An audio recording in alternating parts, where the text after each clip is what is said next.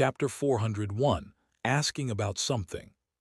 Saul couldn't figure out Billy's attitude anymore. It seemed like he had hinted at friendliness toward Saul several times. Back when there were only 2 escape slots in Grindsail Town, Billy had killed Angela without hesitation, pulled a piece of gray stone from her body, and left first. Looking back, Angela was probably the vessel Billy had prepared for himself. Yet, before he finally made his move, Billy had gone to great lengths and paid heavy costs to protect her. It could be said that Billy ultimately abandoned Angela only because he didn't want to conflict with Saul. And today, Billy had even secretly warned Saul not to get too involved in things, in case he ran into danger. Could it be that Billy and Lockey's group aren't on the same side? Lying alone on the single bed in the second storage room at night, Saul pondered the meaning behind Billy's words. Or maybe it's just an act to win my trust. Saul's heart was full of wariness toward Billy. No matter how much Billy tried to show goodwill, Saul could never truly trust him. "Brother Saul, are you ready?" Penny flapped her silver wings and landed lightly on Saul's forehead. Tonight, they were going to start their dreamscape drifting from the second storage room. For the past few days, Saul had been dreamscape drifting next door to Senior Byron's old dorm, hoping that proximity to the incident site might help him find Byron, or his soul. But after several days, he had found nothing with the same mental fluctuations as Senior Byron's soul, and almost every dream he entered was different from the last. This made Saul realize that dreams might not behave as he had originally assumed. They might not be influenced by physical proximity. So tonight, he decided to change his starting point. If that still didn't work, he would try even more unusual places. Places where soul traces were denser. Searching for someone with no leads was just like this. You couldn't even be sure if you were heading in the right direction. But it was the only thing Saul could do now. Even if he asked the Tower Master for help, the other party likely wouldn't be able to do anything. Even if Gorsa truly could monitor all movements in the Wizard Tower through the misty people inside it, he probably couldn't detect a soul. Besides, given Gorsa's current physical state, he certainly wouldn't waste his energy on an apprentice he didn't care about. And worse, it might even expose the fact that Byron could still be alive. Of course, deep down, Saul had another vague worry. It was possible that the one who killed Byron was actually Gorsa himself. Because when Gorsa talked about blue water soul and gray matter, he had shown a suspicious level of understanding about their formation and structure. Let's begin. Pushing aside the unease in his heart, Saul closed his eyes. When he opened them again, he was still lying on the single bed in the second storage room. But when Saul sat up, a pair of silver metallic wings had sprouted from his back. Saul stood up, and with a powerful flap of his wings, whoosh! The scene before his eyes stretched out and flowed behind him like endlessly drawn-out colored clay. In the blink of an eye, Saul found himself in a pitch-black space. It's so quiet here. Most dreams lacked sound, but even so, Saul could feel an indescribable, profound silence within this darkness. It was pitch black, with no light sources at all. Saul reached out his hand and could clearly see his own body. But it wasn't because he was glowing. It was simply that, in his dream, he knew of his own existence and form. Beyond his own body, however, Saul couldn't see anything else here. Although he couldn't see anything, he could still sense that this was a very complex dream. As his mental energy spread out, he could detect countless fragmented spiritual shards, like pieces of stone. Too shattered, even a single person or a single wraith shouldn't have such broken consciousness. Dreams could reflect many things. They were both illusory and real. But something about this first dream felt wrong. Could it be that I've entered a wraith's dream? Gorsa said there shouldn't be any wraiths inside the Wizard Tower, but nothing in this world is absolute. Maybe one slipped through. Even though he couldn't be sure what kind of existence this was, Saul knew this was Byron's dream. He stayed alert, scanning the dark surroundings, and decided to flap his wings and leave this strange, unknown place. However, just as he was about to issue the mental command to act, a sound interrupted him. No, it wasn't a sound. It was a chaotic jumble of noises suddenly erupting next to Saul's ears, fine and disorderly, making his brain feel groggy and heavy all at once. Someone's come in again. Why do people keep coming in lately? As punishment, let's eat him. Hee hee hee hee. Bunch of idiots, you can't eat him. Why not? Because we're dreaming right now. Oh, so we're dreaming, hee hee hee hee. But we can dream of eating things too. Somebody turn on the light. Idiot, you don't have eyes. What's the point of turning on the light? Let me have a lick and see if it's a tasty soul tilde. Saul, fighting the dizziness, stared alertly into the darkness. Ordinarily, he should have immediately fled at the first sign of danger, but for some reason, something about what these voices were saying felt oddly familiar. He hadn't heard these exact words before, but somehow it was as if he had experienced something very similar. Then Saul noticed a small fragment of a soul slowly approaching him, and strangely, he didn't feel threatened. Instead, he had the gut feeling that whatever was approaching him was weak. It was pure instinct, without any logical reason. The next second, Saul felt something that seemed to lick the back of his hand. There was no saliva, just the dry, rough feeling of a coarse tongue. Before Saul could react, the thing that had licked him suddenly screamed. The Demon King is back. The air fell silent for a split second. Then an even more chaotic and piercing series of screams erupted all around. Ah, save me, the big mouth monster is here. Ah, I don't want to be eaten. I don't want to be eaten by the octopus monster. You woo-woo, today's a nightmare. Wake up right now immediately. Along with the ear-piercing noise, Saul could feel the surrounding soul fragments frantically scattering away. Only the one that had licked him stayed, trembling in place. From its shivering spiritual fluctuations alone, Saul could tell just how terrified it was. Saul slowly blinked. Suddenly, he knew whose dream he had entered. Or rather, which group of creatures he had stumbled into. These noisy, chattering beings were very likely the same mouths, the soul mouths, that had once dragged his disembodied soul into the candle ducts, intending to divide him up and eat him. Back then, after being bitten painfully by those mouths, Saul had retaliated by transforming his soul form into a giant octopus, chasing after the mouths and swallowing them one by one. In the end, they must have been so frightened by him that they shoved him out of Mentor Kaz's lab garbage can. You've gotta be kidding me. You guys attacked me first, and now I'm the Demon King, the octopus monster.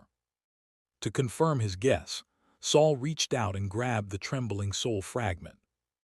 He immediately felt something soft and fleshy in his hand.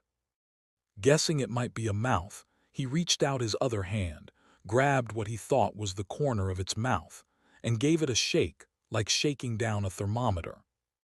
You woo-woo, please don't eat me. Blurg, getting dizzy. Saul felt both surprised and amused. In the real world, these fragmented souls were chaotic and senseless, but here in the dream, they could actually think, albeit stupidly. He withdrew his hand and brought that mouth closer. I want to ask you something. If you don't know, I'll eat you, thanks. Chapter 402, Heart Stirred. Falling asleep in the second warehouse, and unexpectedly entering the dreamscape of a soul's fragment was something Saul had never anticipated. In fact, he had never even considered that soul fragments could dream. Could it be that after gathering enough fragments, they somehow formed a whole?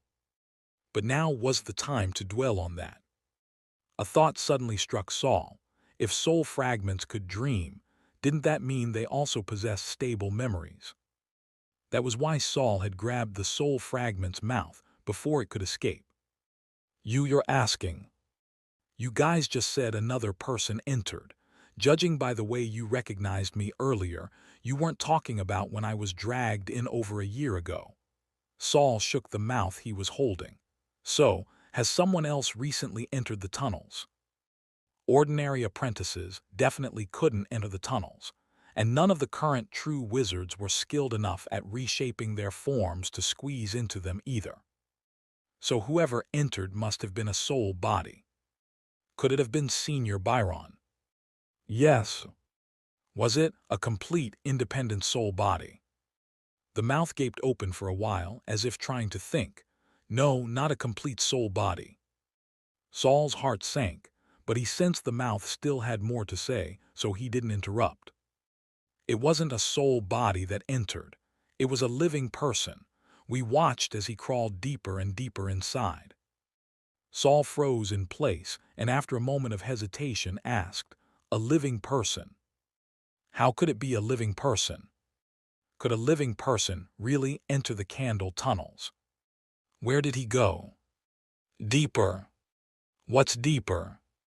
"Deeper is where we can't go." "Explain." "It's where those eyes dwell. He was lucky he didn't end up in the places where the hands are." Eyes, the eyes in the interlayers. Saul immediately thought of the eyes surrounding the second warehouse, the ones that had once seared his soul body. There was no reason to hesitate anymore. The places where those eyes dwelled were definitely not safe. He had to confirm what was going on. Saul casually tossed the mouth aside and noticed the soul fragment was fleeing rapidly. Closing his eyes, the butterfly wings on his back instantly crumbled into fragments, and when he opened them again, he had returned to the real world. Saul leapt from the bed at once, throwing on the cloak hanging by the headboard as he moved. The interlayers where the eyes dwelled were extremely dangerous, but according to the mouth, a living person entering there was considered luckier than entering where the arms were. Maybe because in that place, there was at least some chance of survival. Saul decided to find Haywood. Last time, Haywood's sister, or rather, his curse, Heidi, had also entered the interlayers and managed to survive for at least half a night inside. Though she had paid the price of her eyes before Saul finally pulled her out, it still proved that she had ways to survive within. And Heidi's state was similar to the living person that had entered. At the very least, Heidi was not considered a soul body. Saul himself couldn't stay long in the interlayers with the eyes. After 5 seconds, he'd be cooked alive. Even with his recent surge in strength, that hadn't changed. Therefore, if he wanted to enter the interlayers where the eyes were, he would need help. 10 minutes later, Saul appeared outside the first warehouse and made his request to Haywood, who was inside. Upon hearing Saul's request to borrow Heidi, Haywood didn't immediately refuse. He rested his chin on one hand, tapping his lower lip with his fingers. "I must know what you intend to do with Heidi. I need to search for something in the interlayers outside the second warehouse. If possible, I'd like Heidi to help retrieve it as well." "What thing?" "I can only tell you it's not a soul body. If Heidi managed to bring the living person back, she would naturally realize it wasn't a soul body. Saul was merely stating something Haywood would eventually find out anyway." "How long do you need?" "I don't know how long a search will take until I find the lost item." Haywood tapped his lips faster, one of his two-colored eyes fixed steadily on Saul, while the other darted about randomly. Saul waited for Haywood to name his price. But to his surprise, Haywood flatly refused. "I'm afraid not. Heidi can survive there, but only briefly, and only if she's extremely careful to suppress her presence. If you have her searching without limit, you're essentially sending her to her death." Saul understood Heidi was Haywood's sister, but he had come prepared to negotiate. What if the search only lasts an hour? His previous talk about unlimited time had just been to leave room for bargaining. 1 hour, if Heidi was cautious enough, she could still avoid the eye's detection and carefully maneuver through the space. You don't understand, Saul. Heidi is my sister, but she also shares this body with me now. If she dies, not only would I grieve, but I'd suffer serious damage too. I might even lose all hope of promotion. Haywood's eye that was already focused on Saul narrowed slightly, while the other continued spinning erratically. Saul spread his hands open. Haywood, without losing Heidi, you're already stuck where you are, aren't you? The spinning eye suddenly froze, jerking stiffly to fix on Saul with an angry glare, as if ready to punch him. But Haywood's expression remained relaxed, showing no anger at Saul's provocation. Instead, the blue eye that had always calmly watched Saul now revealed a hint of surprise.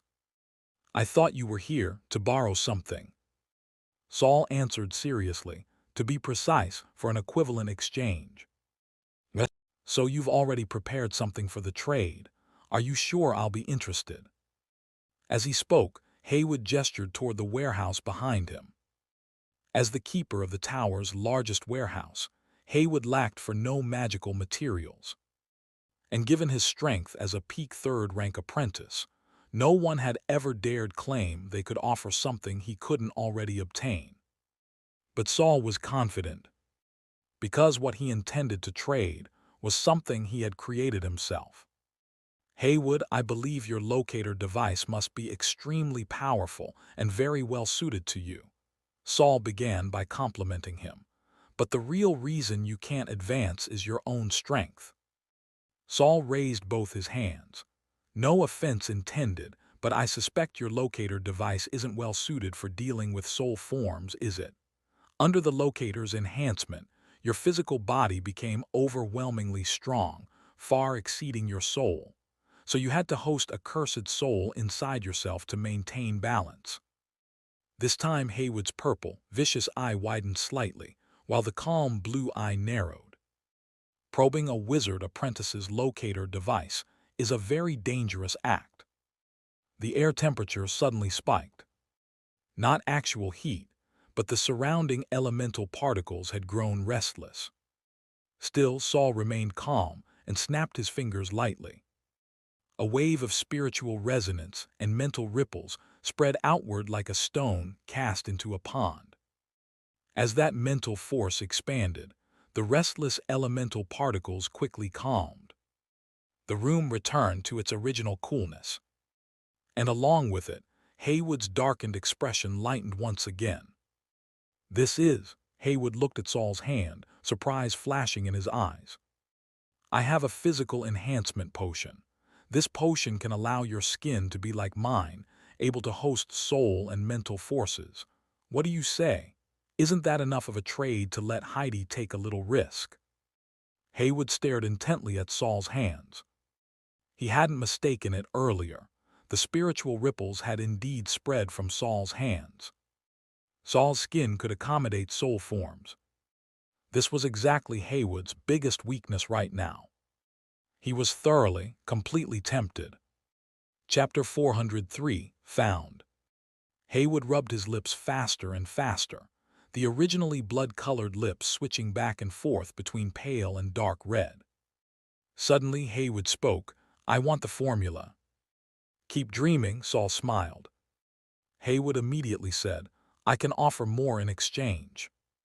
Saul lowered his hands, retracting them into his cloak. Then we'll talk about the price of the formula next time. For now, potion for Heidi. Deal or not? Haywood gripped his own chin, as if he was about to crush it. I want the potion, but I can't give you Heidi. Haywood flicked his sleeve and a ribbonfish flopped out. I don't care what you're trying to find in the interlayer. I absolutely cannot let Heidi take that risk. Besides, I believe, if something needs to be retrieved, it's best to go personally. Saul frowned, but only soul bodies or cursed existences like Heidi can enter there. Yes, I know. Soul bodies get severely burned upon entering, But if you hide inside this fish, you can avoid the burning gaze for a short time. Of course, you'll still need to be careful. If you get chased, you must leave immediately. After speaking, Haywood propped up his chin again and smiled at Saul, moving as a soul consumes a lot of energy. If you get hungry inside, you can eat some of the fish meat. It's very delicious. Just as Haywood finished speaking, the ribbon fish in his hand suddenly twisted its body, lifted its head, and opened its sharp little mouth at Saul.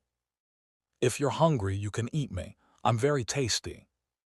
It was unclear whether it was a coincidence or if Haywood's words had triggered some kind of mechanism. Not only did the fish in Haywood's hand start talking, but a dozen white mushrooms with long, slender legs suddenly scuttled past behind him with a series of tap-tap-tap sounds. From behind Haywood's tall figure, the first storage room emitted whispering, rustling noises. It was as if the world behind him had suddenly come alive. Saul took the ribbon fish, lifted it up and examined it closely. Left, right, it was just an ordinary ribbon fish. Only it could talk, and it enthusiastically recommended its delicious meat. Saul's finger gradually turned transparent, and he slowly inserted it into the fish's body. Although he trusted that Haywood wouldn't lie about something like this, he still had to figure out exactly how this fish operated and check if there were any hidden dangers inside. What surprised Saul was that not only could this fish store a soul body, but its internal space was remarkably large, and its spatial structure extremely stable. Haywood caught Saul's look of surprise and couldn't help but proudly explain, "Although I can't perform soul projection myself, I have a deep interest in such things, including the information I gave you earlier about the nightmare butterflies. All of it is the result of years of research, deductions, and experiments." After examining it several times, Saul had no choice but to once again raise his evaluation of Haywood. Anyone recognized by Gorsa was truly not simple. Haywood, on the other hand, didn't immediately inspect the potion Saul gave him, intending to study it thoroughly later. If he could unravel the formula hidden inside, he would make a huge profit. Saul naturally wasn't worried. There was his own soul power mixed in as a stirrer. Without even having the formula himself, how could Haywood possibly decode it? The two completed their exchange, each returning with their gains. Back in the second storage room, Saul drew a protective formation on the ground and had little algae guard his physical body. Then, without delay, Saul confirmed the route one last time with the diary and separated his soul from his body. The moment Saul entered the soul state, the ribbon fish lying quietly by his right hand suddenly floated into the air, swimming as if in water. Saul first reshaped his soul form to match his body's appearance. Just in case he found a living person, they wouldn't fail to recognize him. According to the information from the soul mouth, the living person hiding in the candle conduit was most likely Byron. His senior would not recognize Saul's original form. Stretching out his soul arm twisted and extended over 2 meters, snatching the wandering ribbonfish back. Then Saul let out a silent sigh and dove entirely into the ribbonfish. The fish, which had been swimming aimlessly, suddenly seemed to have a clear goal, diving headfirst into the floor. Despite being tangible enough to touch, the ribbonfish easily passed through the solid wall, entering a space filled with countless eyes. Unlike last time, when Saul had immediately suffered burns upon entering, this time his soul body was shielded inside the ribbonfish, and he immediately smelled a scent of grilled fish. Though he couldn't see it, Saul had the distinct feeling that the fish skin wrapped around him was slowly yellowing and carbonizing. But it was far less damaging than exposing his soul body directly to those gazes. "Now, I need to find the living person hiding in here." Saul spread out his mental power, scanning his surroundings while staying alert for any changes among the countless eyes. The overall silver ribbonfish, with slightly charred skin, wandered in the dim space, the fish eyes growing from both sides of its head, constantly swiveling up, down, left, and right. Although in truth, it could see nothing at all. All around, countless half-open, half-closed eyes floated, like extremely drowsy people lost in chaos. The eyes paid no attention to the ribbonfish, seeming completely uninterested. Occasionally, an eye would detect the faint mental waves emitted by the fish and momentarily awaken, its pupil shifting slightly. But upon discovering it was just a fish swimming around, it quickly lost interest again. There was no sense of time passing here. Saul could only silently count in his mind to gauge how much time had gone by. Far away, no feedback came from his probing mental waves, and Saul was left to wander aimlessly through the interlayer. After about half an hour, or so Saul estimated, the spiritual wave he sent out finally detected something unusual. Judging by the outline formed by the feedback, it appeared to be a chibi-sized child. However, Saul could definitely feel a living human aura from it. Immediately, he directed the ribbonfish to swim closer. As he approached, Saul sensed even more clearly that the figure's appearance was abnormal. Its body surface was like a bloated piece of bread. While it had the general silhouette of a human child, no external features like eyes or mouth could be found. It was as if a human had been coated entirely in a layer of foam. Saul could not sense any familiar mental fluctuations from the foam. He frowned slightly. Could this not be Senior Byron? He maneuvered the fish around the figure, circling it once. The figure remained utterly unresponsive, like a breathing corpse. If this person really isn't Senior, then this exchange was a bit of a loss. Saul felt a little anxious. If he failed to find anyone this time, even if he could conduct dreamscape drifting again, the hope of finding someone would diminish greatly. After all, the longer a soul was lost, the slimmer the chances of retrieval. Sigh. Saul couldn't help but sigh. Unexpectedly, the little black mass twitched. At roughly where its neck would be, a small crack opened, revealing tender new flesh underneath. Saul. Hearing the unfamiliar voice but familiar tone, the ribbonfish suddenly puffed up.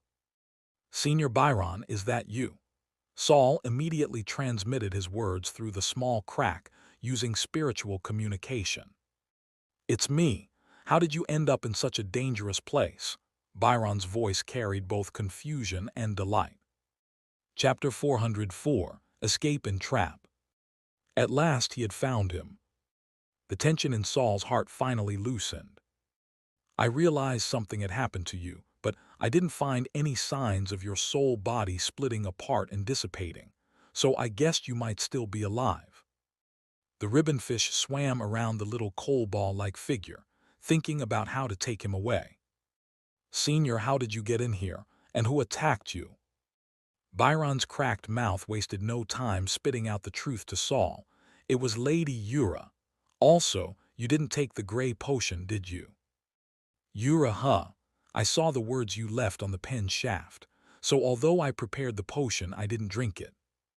However, the diary hadn't issued any warnings about taking the potion, and Saul suspected that even if the gray potion had a problem, it was probably targeted at the target, and other people might not have problems taking it. That's great. Byron let out a breath of relief and quickly recounted his experience. You more or less know about my locator.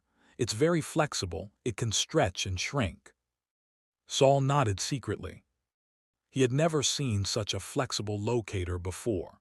When it expanded, it could turn a person into a ball, and when it contracted, it looked like a human skin hanging in the air. Human skin. Suddenly, Saul realized how Byron had escaped with his life. That skin must have served to confuse the enemy. After all, it was just the locator, not Byron's real skin.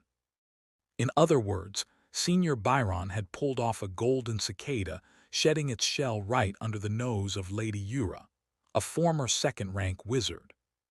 Sure enough, what Byron said next matched Saul's speculation almost exactly.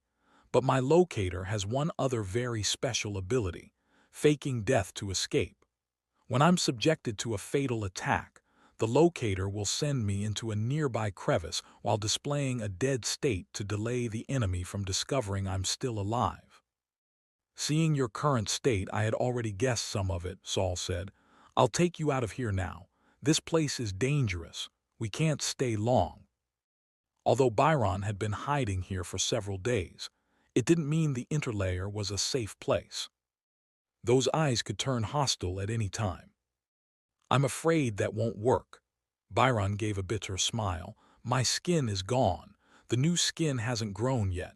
If I leave now, I won't have any ability to resist the outside pollution. No wonder you've been hiding here instead of coming out to find me. The ribbonfish swam anxiously. But they couldn't just keep waiting either. Trusting their lives to a bunch of eyes that could go mad at any moment was Saul's style. He circled Byron again, not responding to the suggestion that he leave immediately. Obviously, Byron himself knew staying here wasn't safe, but he had no choice. Right, I have a piece of magic equipment, Saul's mind flashed. Though Byron's current body seemed a few sizes too big for it, Saul believed that both Byron's body and the equipment had excellent flexibility. What is it? Not good to mention it here, just follow me. All right, Byron agreed without hesitation this time. At first, Saul worried about how to carry him, but it turned out that although Senior Byron looked miserable, he could still move on his own. If he were lucky enough to stay here for another 2 or 3 years and grow a new skin, he might even walk out by himself. But who knew what could happen in 2 or 3 years?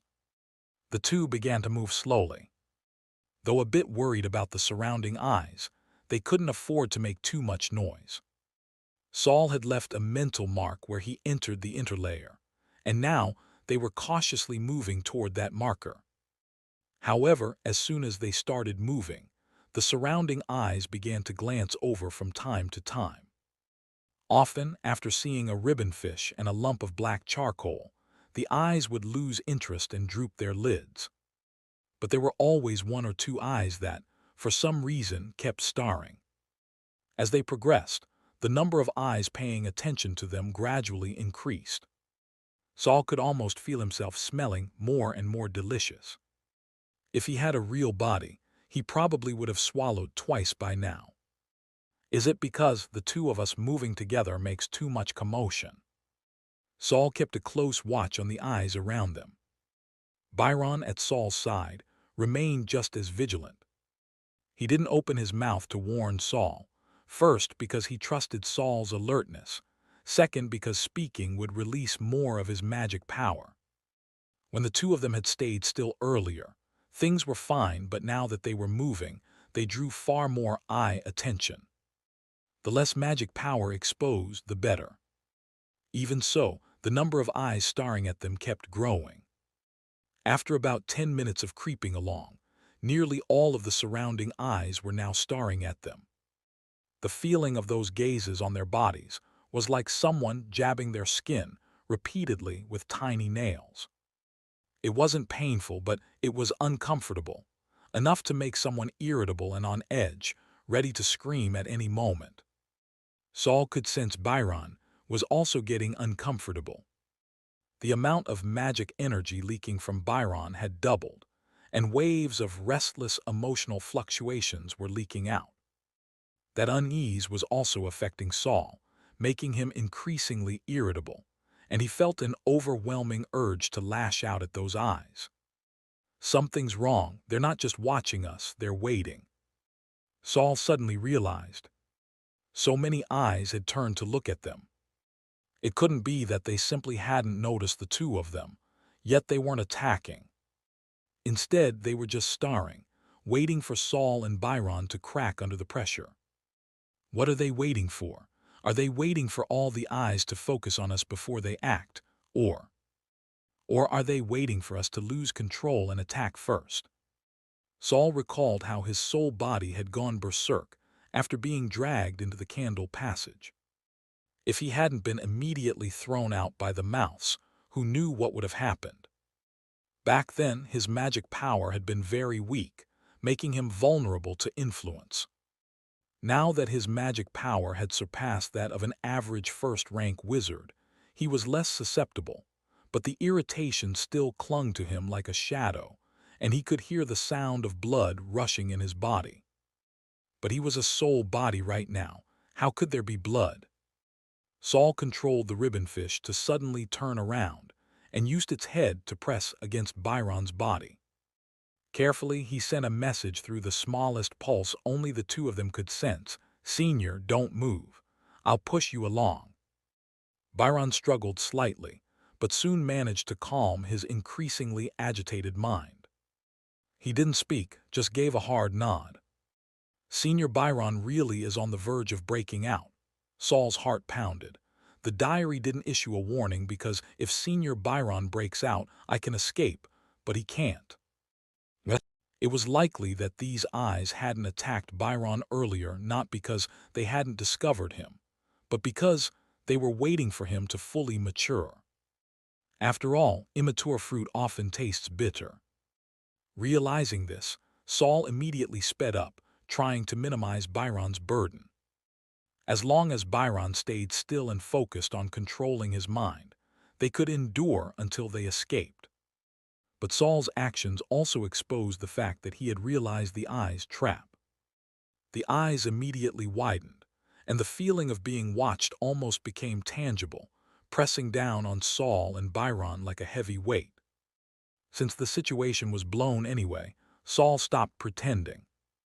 He directly activated a soul armor with his magic power, instantly relieving much of the oppressive sensation on them. At the same time, Byron also clearly felt a huge relief from the mental pressure, thanks to the soul armor built by Saul's magic power. Not only that, Saul began swimming forward at full speed. Without the crushing gaze bearing down on him, he moved even faster. However, casting a magic spell with magic power was like setting off fireworks. The commotion immediately drew the attention of all the eyes around them. Saul could feel his magic power draining at a much faster rate. Thankfully, he had enough reserves. What was originally a 10-minute trip was compressed into 5 minutes, and the marker Saul had left behind was now right in front of them. The eyes obviously realized the two were about to escape. Several of them blinked, and suddenly shot out beams of black light from their pupils. The exit was almost within reach, but other eyes were beginning to blink as well. Saul had no choice but to lower his head and charge forward, while pushing even more magic power into his soul armor. Boom! A few beams of black light struck the soul armor. The magic spell only lasted 3 or 5 seconds before shattering with a roar. But luckily, at that moment, Saul wrapped himself around the kobold Byron and hurled them both through the marked exit. Chapter 405, The Real Illusion. At the moment he burst out of the interlayer, Saul felt as if he had been struck by a beam of black light. Strangely, he didn't feel injured, nor did he feel any discomfort. After returning to the second storeroom, Saul didn't have time to think. He immediately rushed back into his body. Only afterward did he get up to check on Senior Byron, who had emerged ahead of him. But as soon as Saul sat up, he froze in place. Was this still the second storeroom? All around him was nothing but broken walls and ruins. If not for the shadow of the wall corner where he had been lying, he would have seen sunlight pouring down the moment he opened his eyes. What happened? How did the wizard tower collapse the moment I blinked? Little Algie. Saul immediately called for the soul-devouring mire inside his body, but no black tendrils responded. Penny! Nor did any silver butterflies dart about in his peripheral vision. Saul's expression darkened slightly, but soon gradually calmed. An illusion, hypnosis. He took 2 steps forward, and stretched his hand into the sunlight. There seemed to be some warmth, yet also not. Could it be that last beam of black light? Saul pondered. The black light that had shot from the eyes had struck him without causing the slightest injury. But since it was the final trump card meant to block him and Senior Byron, it surely had some effect. Since the attack from the eyes wasn't a form of energy damage, it was almost certainly a mental attack. But this illusion setting is quite interesting. These eyes living in the Wizard Tower's interlayer actually created an illusion of the tower's collapse. Although he was likely trapped in an illusion, Saul wasn't overly anxious. The top priority was to find the flaw in the illusion and target the weak point to unravel its core. Or he could simply force his way through. Saul stepped fully into the sunlight and turned to look back at the Wizard Tower. The floors above the first level had completely vanished. Most of the ceiling of the first floor of the East Tower was also gone without a trace. Only the spot where Saul had been lying still had a patch of shadow, conveniently blocking his view upward. It disappeared so thoroughly, and the rubble on the ground would, at most, be enough to reconstruct a second floor. So where did the rest go? Even though everything before him was likely an illusion, finding logical points within the illusion could serve as a breakthrough. Thus, Saul carefully observed his surroundings and tried to deduce how the Wizard Tower ended up like this. It's like it was affected by some powerful spell, Saul thought as he walked from the East Tower toward the West Tower. When he crossed the spot where the ramp had been, a dense patch of vegetation appeared before his eyes. On the East Tower's side, things were still mostly as before. The nearby ground was flat, with grass only beginning to grow sparsely about 100 meters away. But it was different on the West Tower's side. Beyond a distinct boundary line, half-human tall plants had sprung up. When the wind blew, the lush grassland rippled like waves of grain. Yet the scene wasn't beautiful at all. When the stalks of grass bowed slightly, revealing what lay beneath the green, a partial human skull. There were many, many skulls peeking out from behind the grass. Not just one spot, not just one patch, not just one ground. Some skulls stood higher, exposing an upper jaw with a few remaining teeth. Others were lower, revealing only two hollow, dark eye sockets. Some skulls were fairly intact, while others bore obvious signs of fatal injuries. But no matter their height, completeness, or damage, all the skulls faced the ruins of the Wizard Tower. Judging by their height, they were either seated or kneeling. Saul walked into the grass. Up close, the scene became even clearer. It wasn't that they were sitting or kneeling. Beneath each skull was a rough wooden stake. Neatly arranged, they had been carefully propped up in the grass. Each skull had been precisely adjusted, so that its empty gaze fixed upon the Wizard Tower. Even though Saul believed this to be an illusion, the scene was unbearably heavy. "Who's there?" A hoarse voice suddenly came from the other side of the Wizard Tower. Saul immediately grew alert and a little excited. Changes in the illusion, and especially the appearance of an entity capable of responding, were good signs. Carefully avoiding the skulls standing in the grass, Saul quickened his pace toward the source of the voice. But halfway there, a beam of black-gray light shot toward him. The magical fluctuations were so vivid and familiar that Saul instinctively activated soul armor. The zero-rank spell Strike Undead failed to pierce through his first-rank spirit armor. Yet both the attacker and Saul, the defender, paused for a moment in surprise. The flow of magic feels very real, Saul thought, looking at his hands. Under the control of his soul body, his fingers rapidly turned translucent. And it's very responsive, almost no sluggishness from the illusion. Although maybe that's because the magic I cast isn't part of the illusion. But even so, it didn't explain why the magical fluctuations from the opponent's attack felt so genuine. Could the opponent also be someone pulled into the illusion? Saul took 2 more steps forward, and finally saw the person who had just attacked him. It was an old man with a head full of white hair, a face covered in wrinkles and cloudy, soupy eyes. He wore a pitch-black wizard robe and was standing, somewhat feebly, behind a broken wall. After launching the attack at Saul, the old wizard froze there, craning his neck as if trying to make out Saul's face clearly. "You're Saul," the old man called out his name, sounding shocked as if he'd seen a ghost. At the same time, Saul felt a strange sense of familiarity toward the man, like he had seen him before and they weren't strangers. But his memory insisted that he had never met this old wizard. Why are you here and so young? No, you haven't changed at all," the old wizard muttered, his gaze sweeping Saul up and down, his astonishment deepening. Saul's eyes fell upon the old man's clouded eyes, and he could faintly tell that both eyes had once suffered serious damage. Moreover, they had originally been different colors. "Are you Haywood?" Though seeing anything in an illusion should be expected, Saul still couldn't help but call out in surprise. "It's me." Haywood squinted his eyes and stepped out from behind the ruins. "Saul, where have you been all these years?" "All these years? How many years? I remember we just saw each other not long ago," Saul said, rolling his eyes a little, playing along. "You do know, the last time we met was 100 years ago," Haywood declared.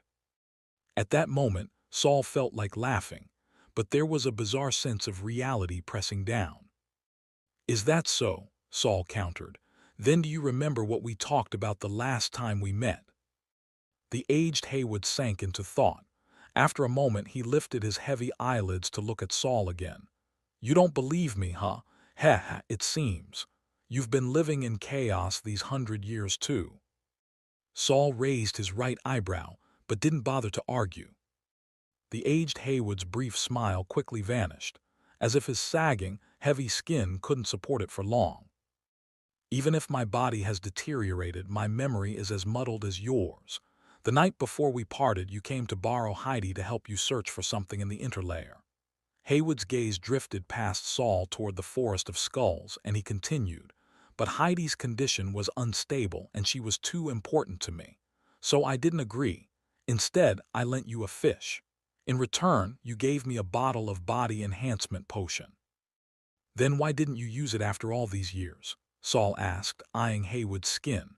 Although aged, wrinkled, and dark, it was certainly not corpse-pale. "Because I hadn't fully figured it out before a rebellion broke out in the Wizard Tower."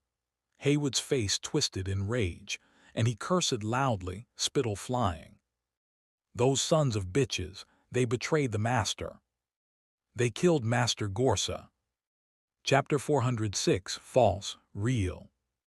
"They killed Master Gorsa." Haywood was unusually furious, his skin and bones hands clenched into fists, waving in front of his chest. It was as if he wished he could go beat those rebels up all over again.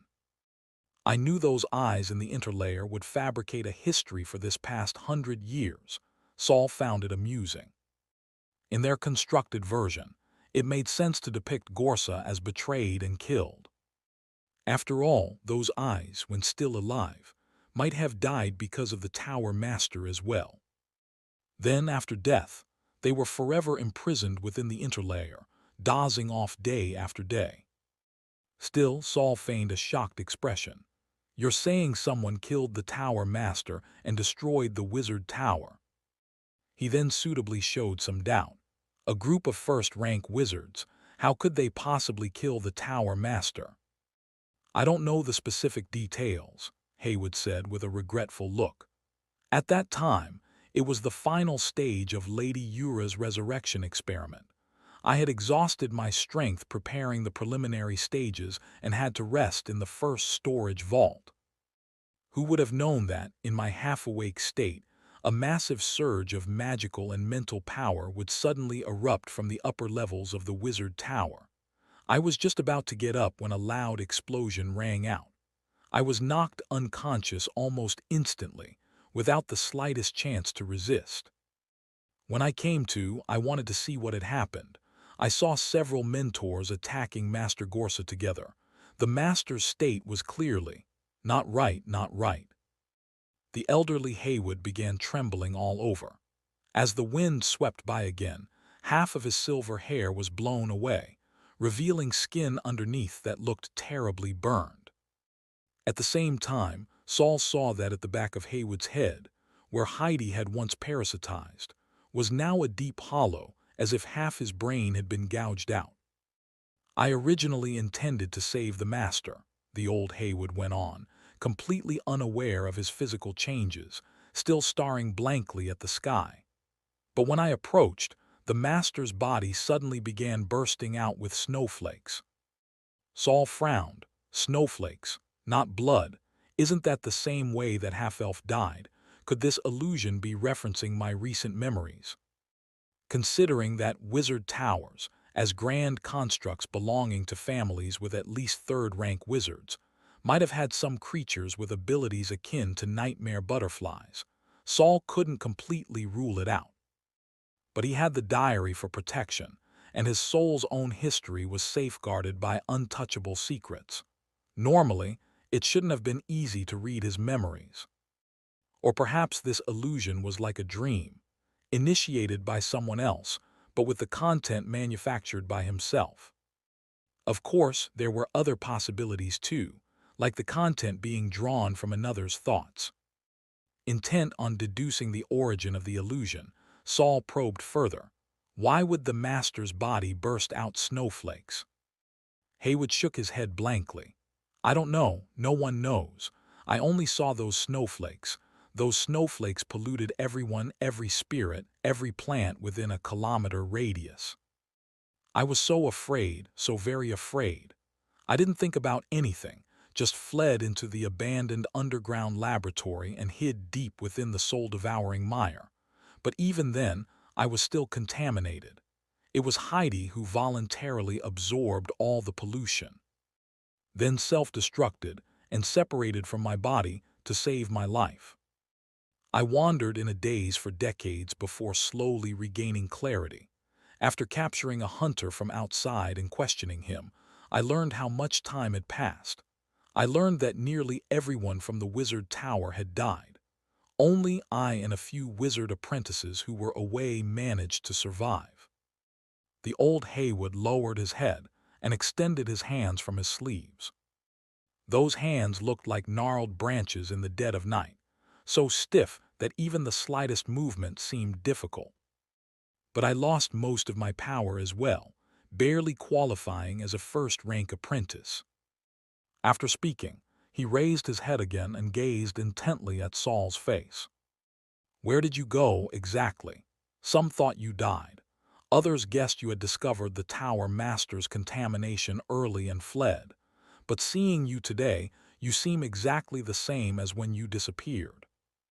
Haywood's gaze dropped from Saul's face to his clothes. Even your clothes are exactly the same. Not a trace of wear or damage.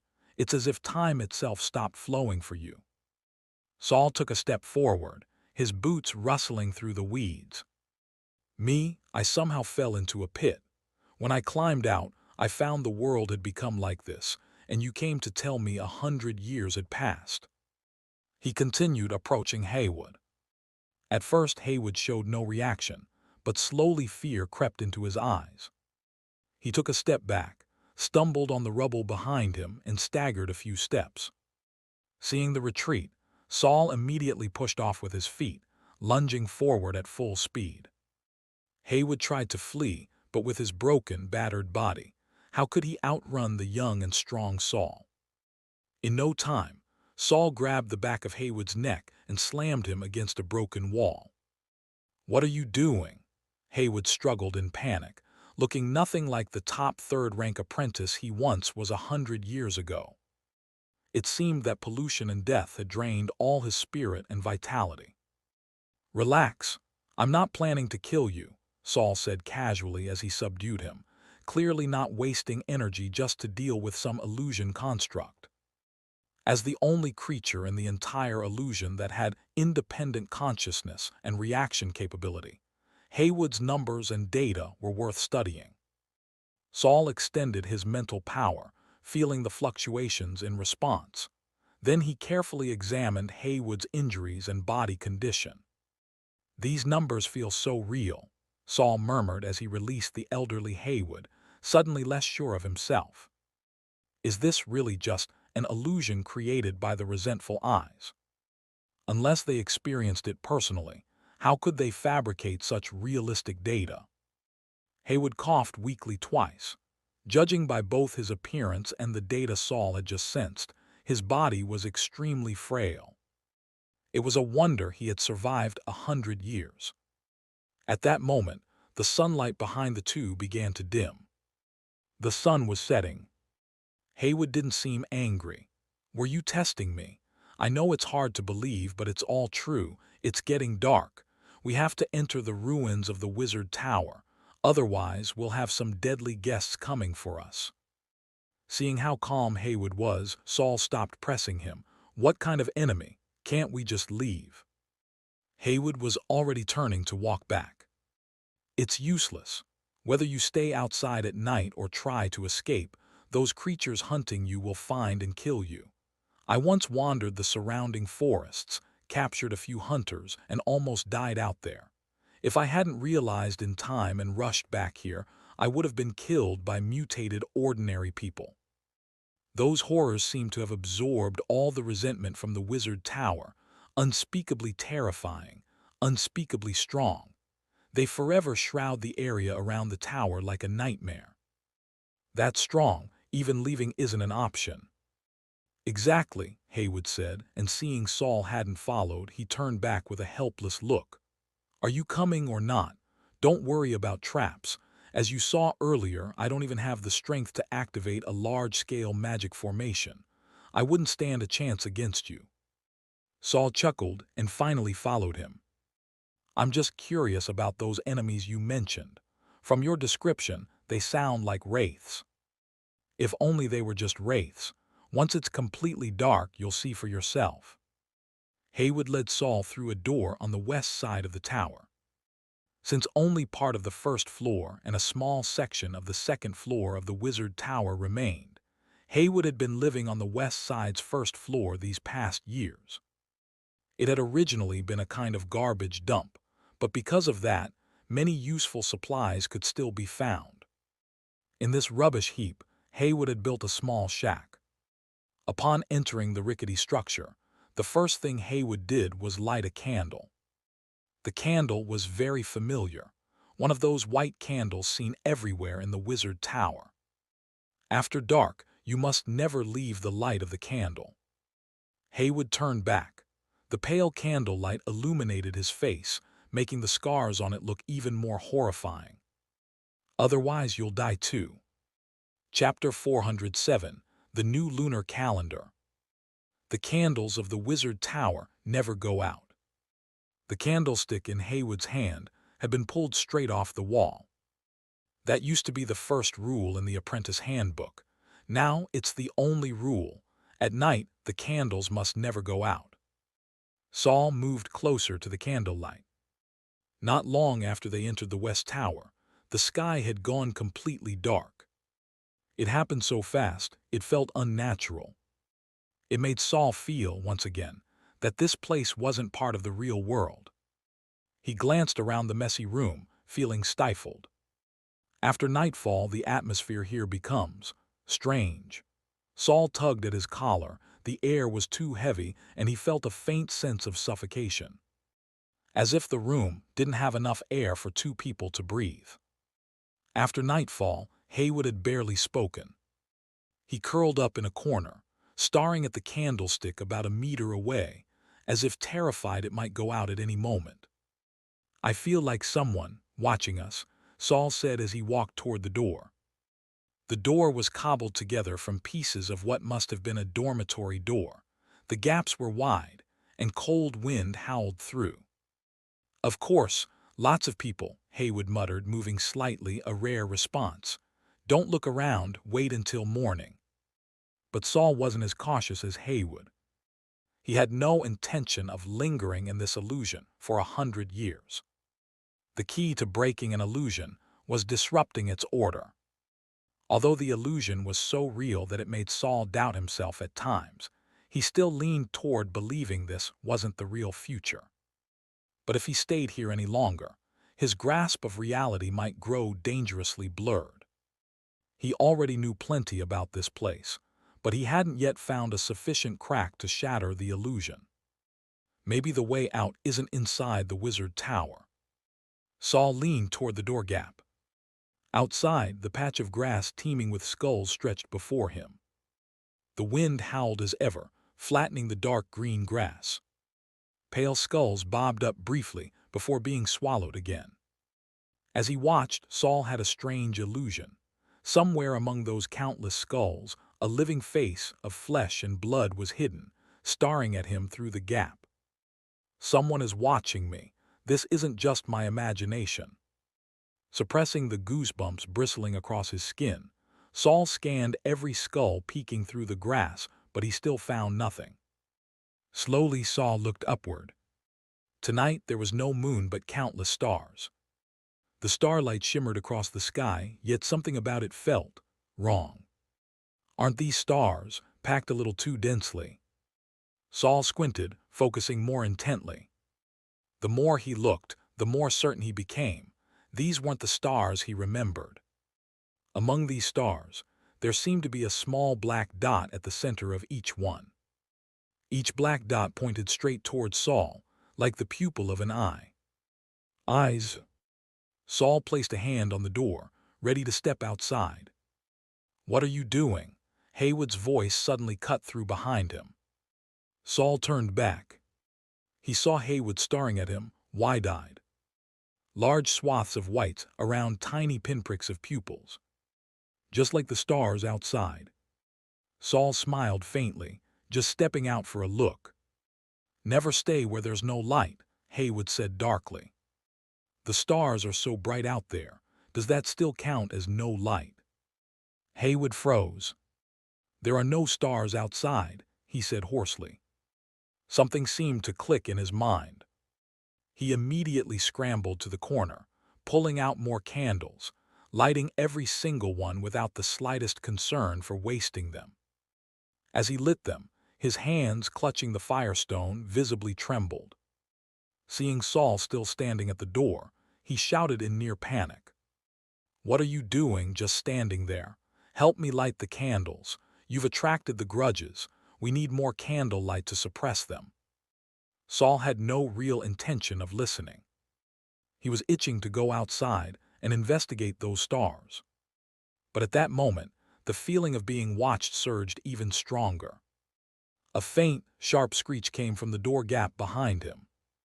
Saul spun around and was shocked to find that the gap outside was now pitch black. No more grass. No more skulls facing the wizard tower. No more myriad stars across the sky. "Get over here. Hurry, hurry, stay too long in the dark, and you'll die." Haywood's voice had gone hoarse. The moment the words fell from his lips, Saul felt it.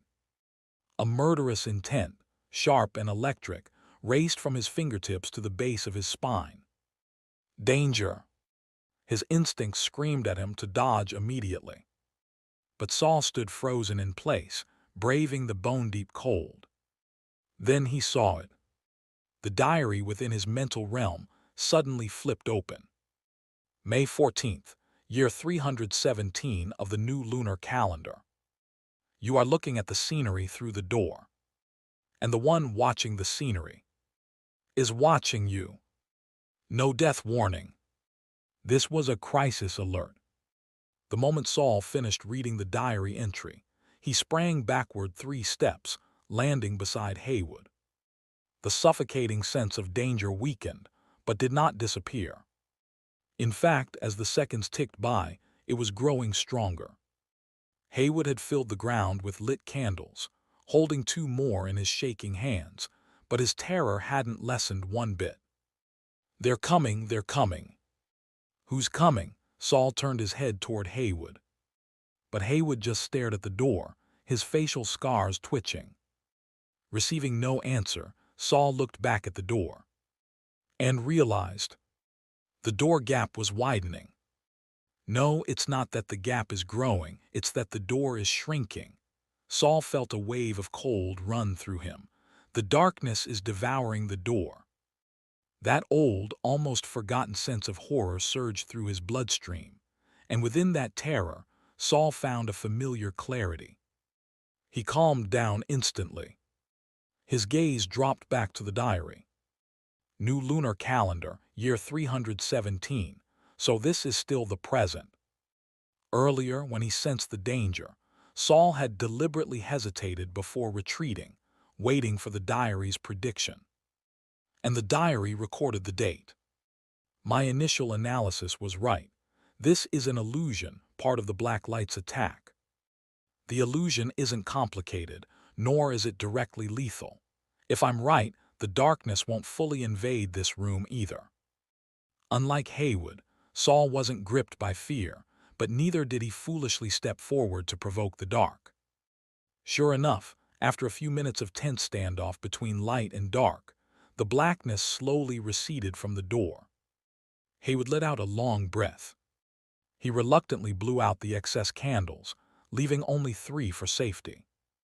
Then, in a much lower voice, he said to Saul, "Don't explore at night. If you draw in more pollution, we're dead." Unfortunately, Saul, who had just confirmed his theory, wasn't listening at all. I was right. This illusion doesn't focus on fatal aggression. That's why the diary only gave a crisis alert, not a death warning, but it plays heavily on human doubt.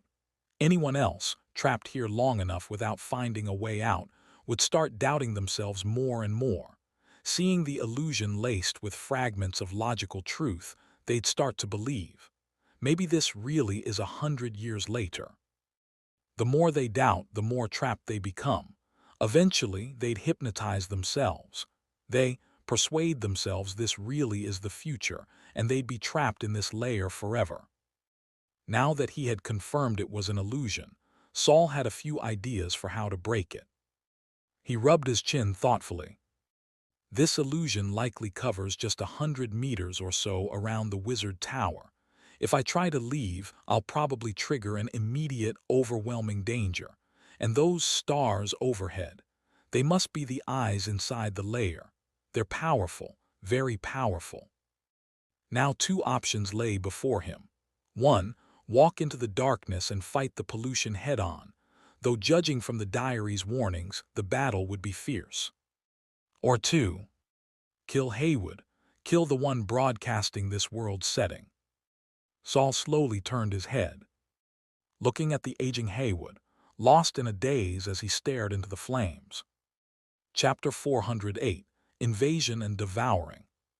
At present, Haywood only had the strength of a first-rank apprentice. Saul could easily deal with him if he wanted to. But in the end, Saul chose not to take that route.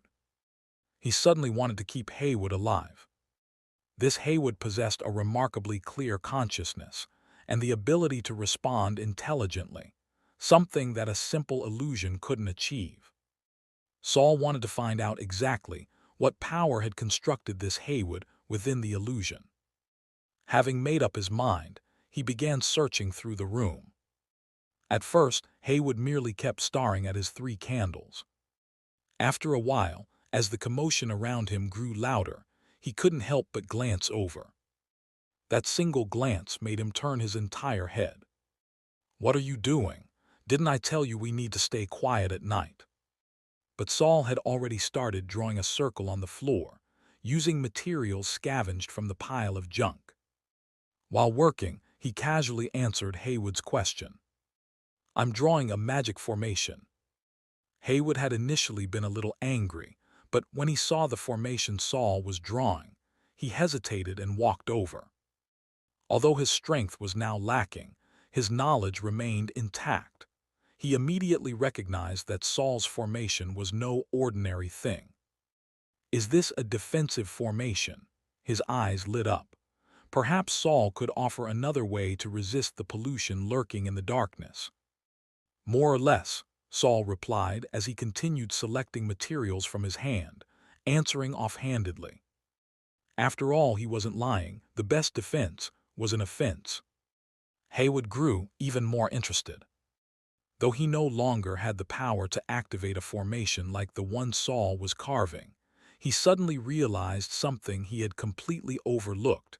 He could have Saul activate it.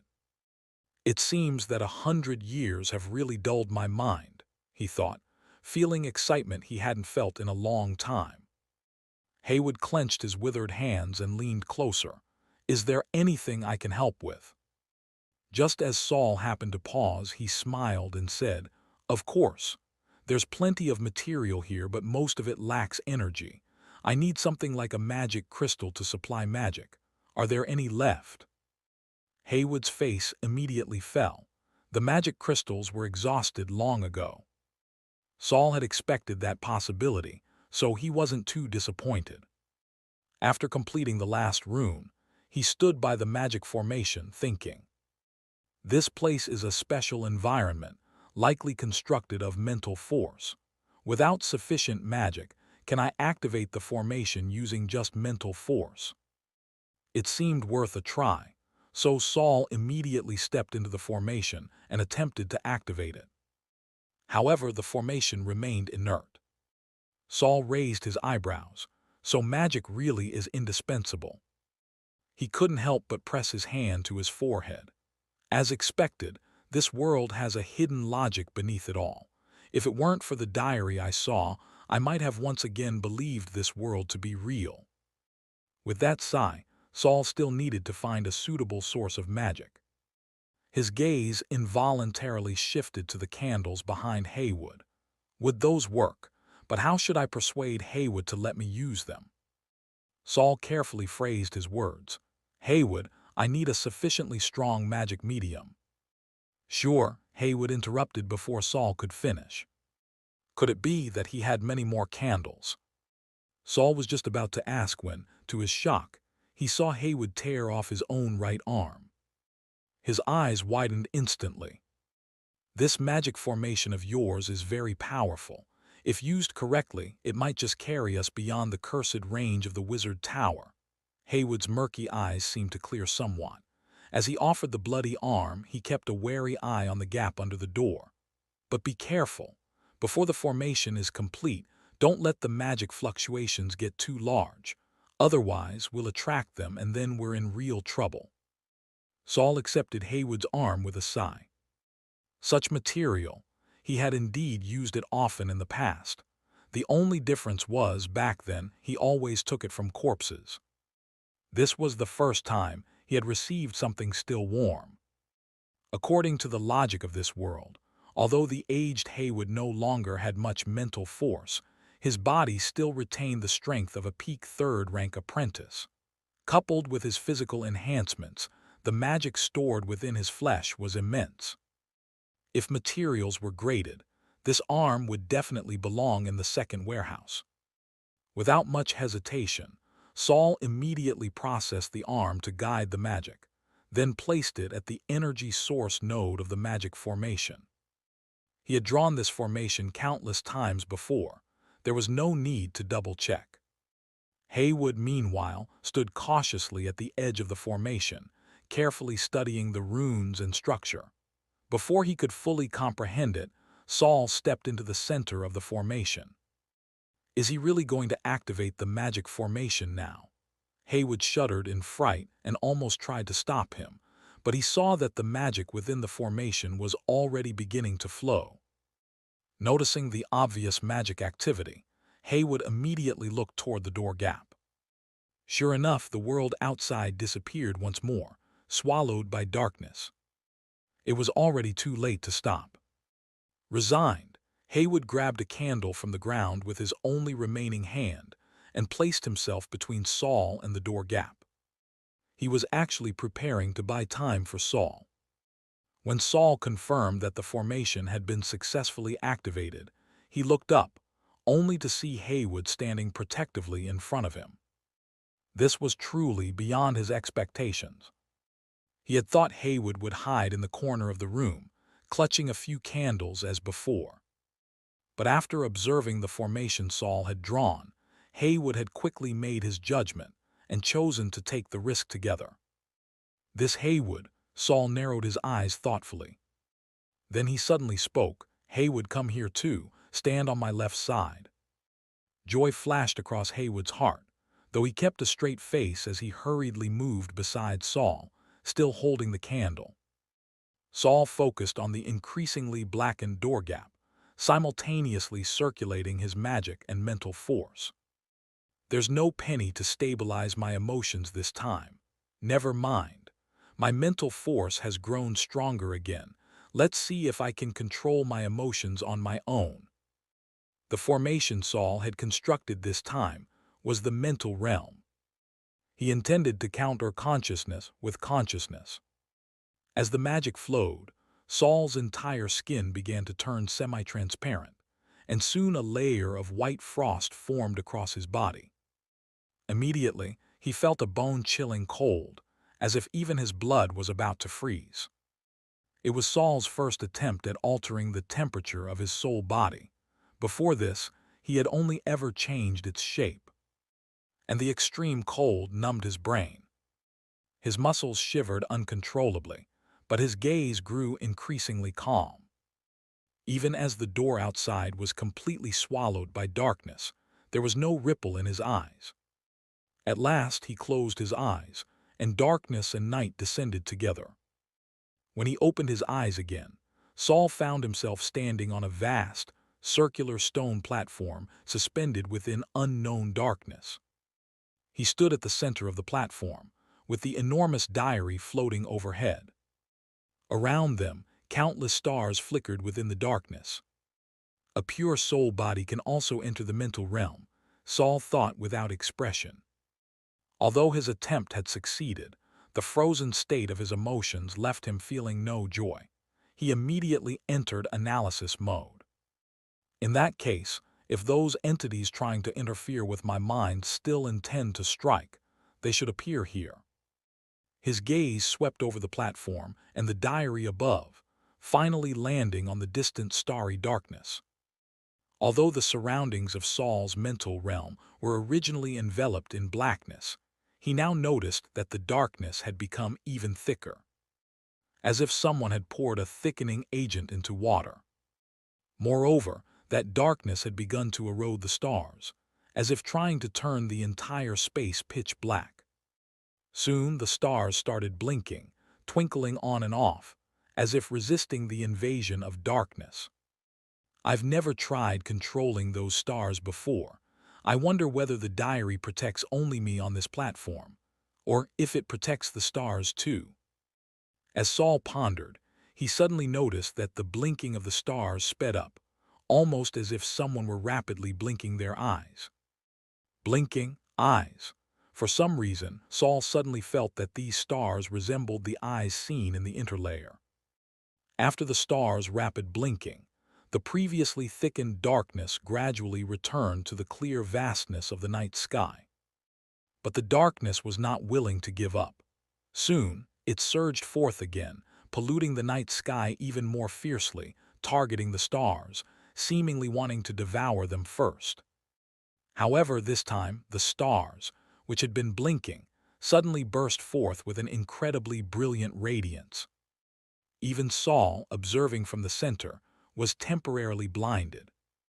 A few seconds later, when his sight recovered, he saw the stars had turned the tables and were now devouring the invading darkness. The invaders finally realized they had run into real trouble, but it was already too late to flee. The sticky darkness was not merely repelled, it was trapped, forever unable to leave. The darkness was drawn bit by bit into the stars, making them shine even brighter.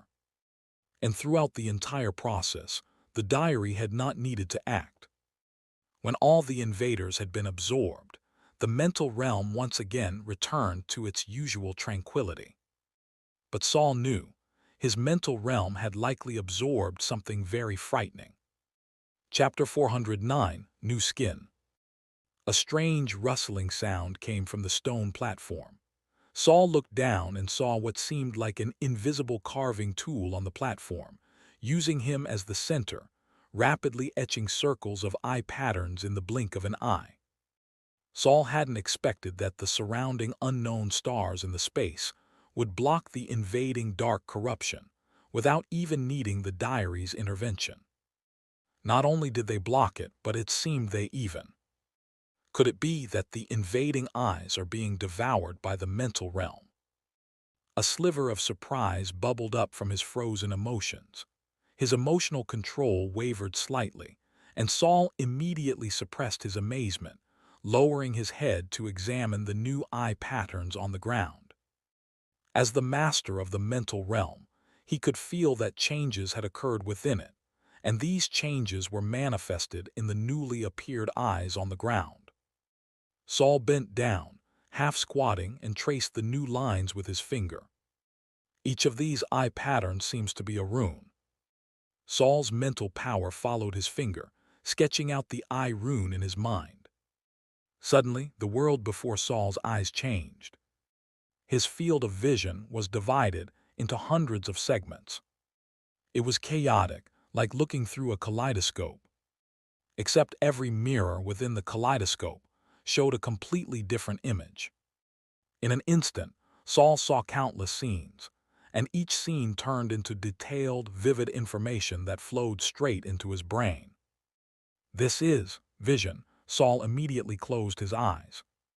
Yet those fragmented hundreds of images remained clearly in his mind. And every image was dynamic, playing out scenes like little stage plays. Saul even spotted Haywood in one scene and Gorsa in another. This isn't a kaleidoscope. This is a surveillance room full of monitors. His brain was simultaneously receiving over 100 streams of information, and yet it could process and store them all without issue. Could this be the effect of this rune? Saul vaguely began to understand. But then he made a new discovery.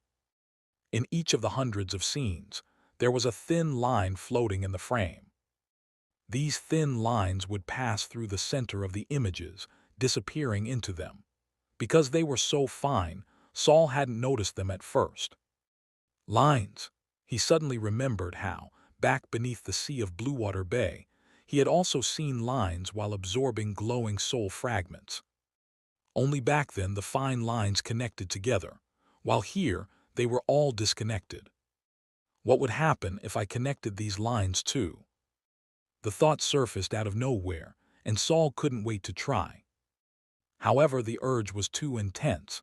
It instantly shattered his frozen emotions. Strong emotional waves surged back into his brain.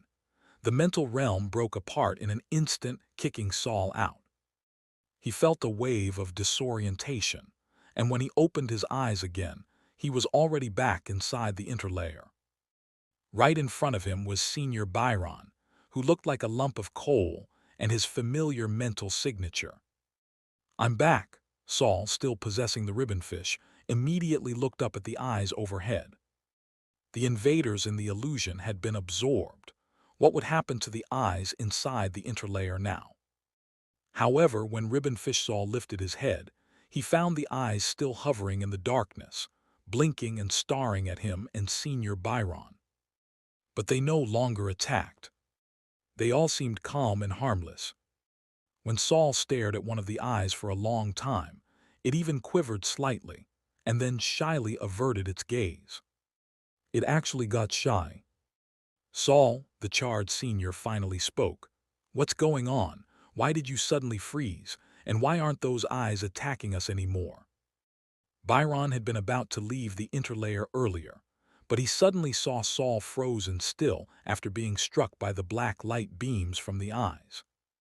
Just as he was about to retreat, he slammed the brakes and rushed back.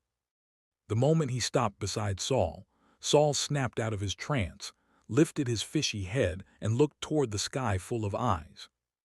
After a few breaths with no reaction from either Saul or the eyes, Byron had no choice but to quietly call out to Saul. Saul turned his fish head.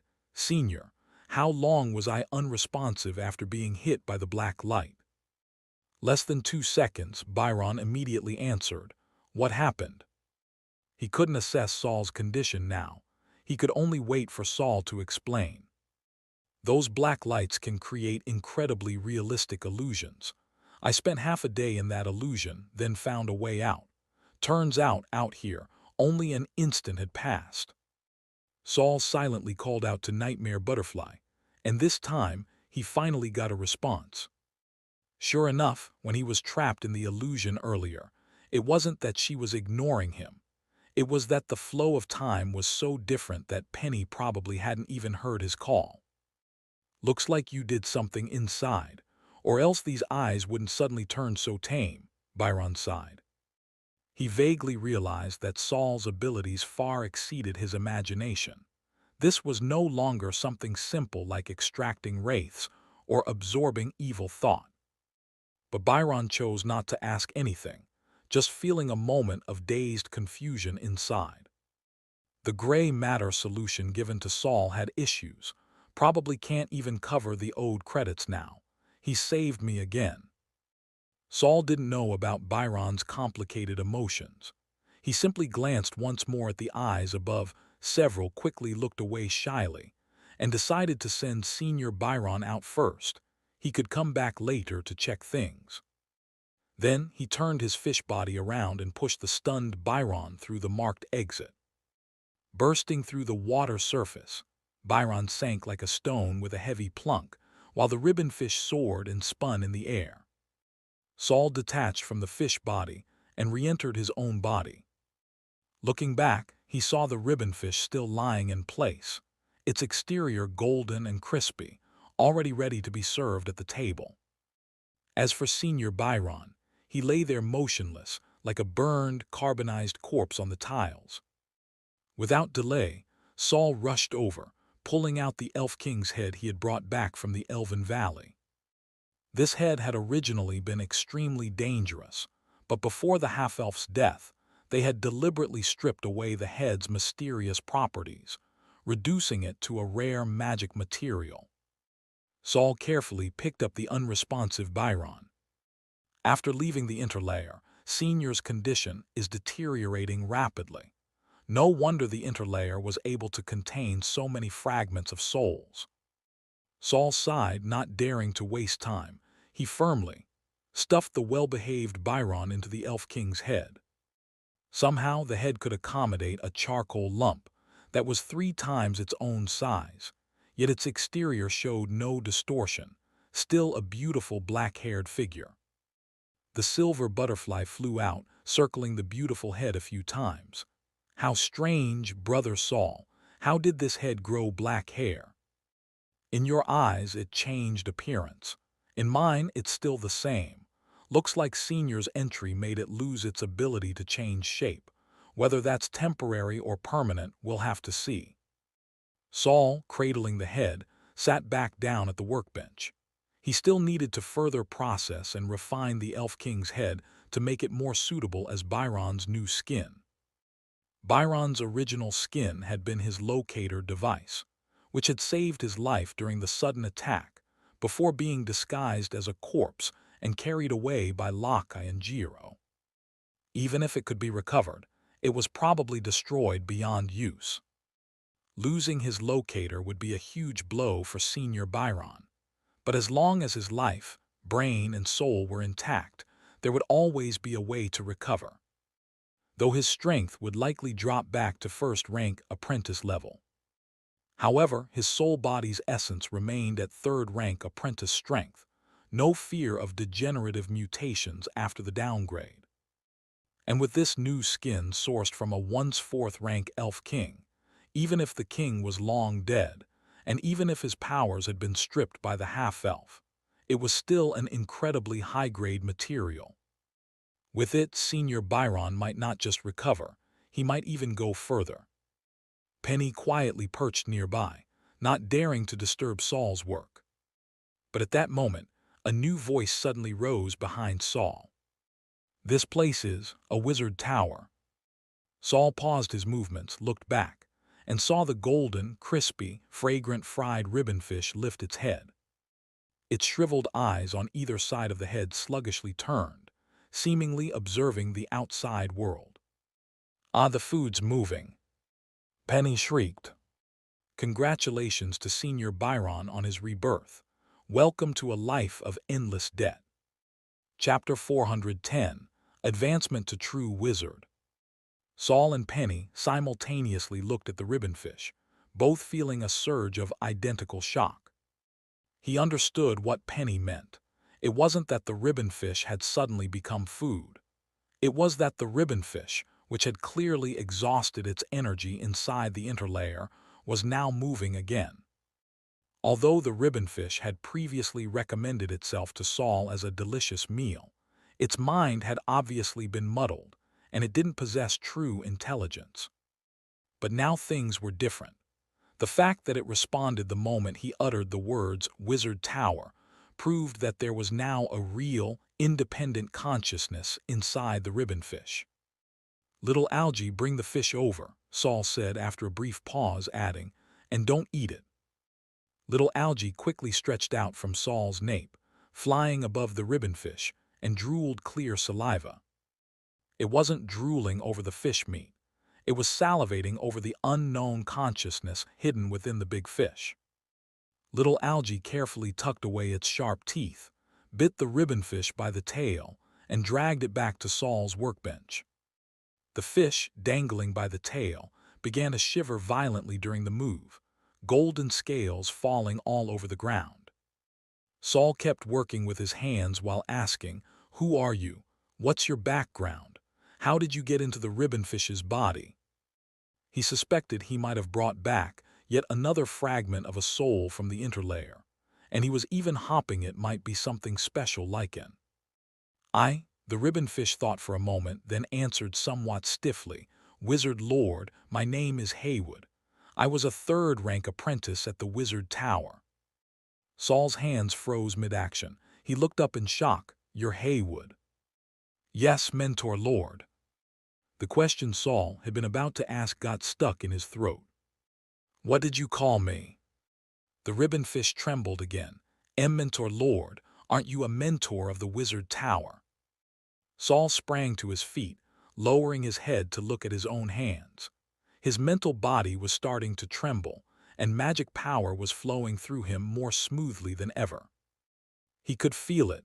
His usually disjointed magic power and mental force were now harmonizing, complementing each other. Saul's mind moved, and instantly cast a soul armor spell. Feeling the energy on the armor, it was balanced and stable, magic power and mental force working together with unprecedented synergy. As a result, the spellcasting strength was 5 or 6 times greater than before. And this wasn't even him going all out. Next, a black tentacle extended from the palm of his hand. The usually magic-intensive spell, Touch of Torment, had become more condensed, while the magic power and mental force required had decreased a little. Lower consumption, stronger spells. It was as if he had mastered the knack of learning. Half the effort, twice the results. Saul flicked his thoughts, and the black tentacle retracted instantly, magic controlled freely. Then his whole body rapidly turned transparent. His arms softened and wriggled, instantly transforming into 2 octopus-like tentacles, then immediately reverting. Even my control over soul resin has become much more intuitive. After a few more quick experiments, Saul shook his head and let out a helpless, wry laugh. "Without even realizing it, I've already become a true wizard. I didn't even notice." "Brother Saul, you didn't notice," Penny muttered in a small voice beside him. "I thought you knew all along and just didn't make a big deal out of it. That's why you were so calm." In Penny's view, with Saul's strong mental force and abundant pure magic, as long as he completely absorbed the magic gift from the half-elf and thoroughly integrated it, he could advance to true wizard. The whole process wouldn't even take 3 months. So when Penny noticed Saul's advancement, it was only slightly surprised at how fast he had grasped it. Seeing that Saul didn't show any joy at all, Penny had assumed he was simply incredibly composed, and as the cleverest servant by his side, Penny also had to maintain composure and grace. Who would have thought Saul truly hadn't realized it? To think I advanced without even noticing. After confirming, Saul sat down again. I thought something grand and dramatic would happen. But thinking about it, my locator has already fused into my soul body long ago. I'm already familiar with the process. I only needed to wait for my mental force and magic power to grow to the right point to advance. Normally, to become a true wizard, you have to master at least one third rank spell, allowing your mental force and magic power to interact and resonate properly. But this time, after absorbing the power from those eyes and mastering the visual rune, it seems to have substituted the need for a third rank spell, which is why I advanced without realizing. Well, it's not a big deal. My mental force grew a little, magic power didn't change, just my energy utilization became several times more efficient. Heh heh, all within expectations, heh heh. Though he thought so in his heart, Saul's face bloomed into a wide smile.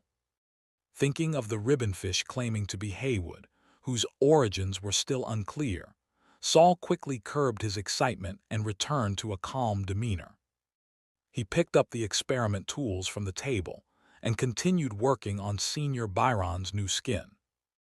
Right now, Senior Byron was in a state of sealed consciousness. He would only regain external perception once the new skin had initially fused. Then Saul could tell him the good news. Without stopping his work, Saul spoke to the utterly stunned ribbonfish. "Are you the Haywood from 100 years in the future?" After the rush of excitement, his mind had cleared a lot.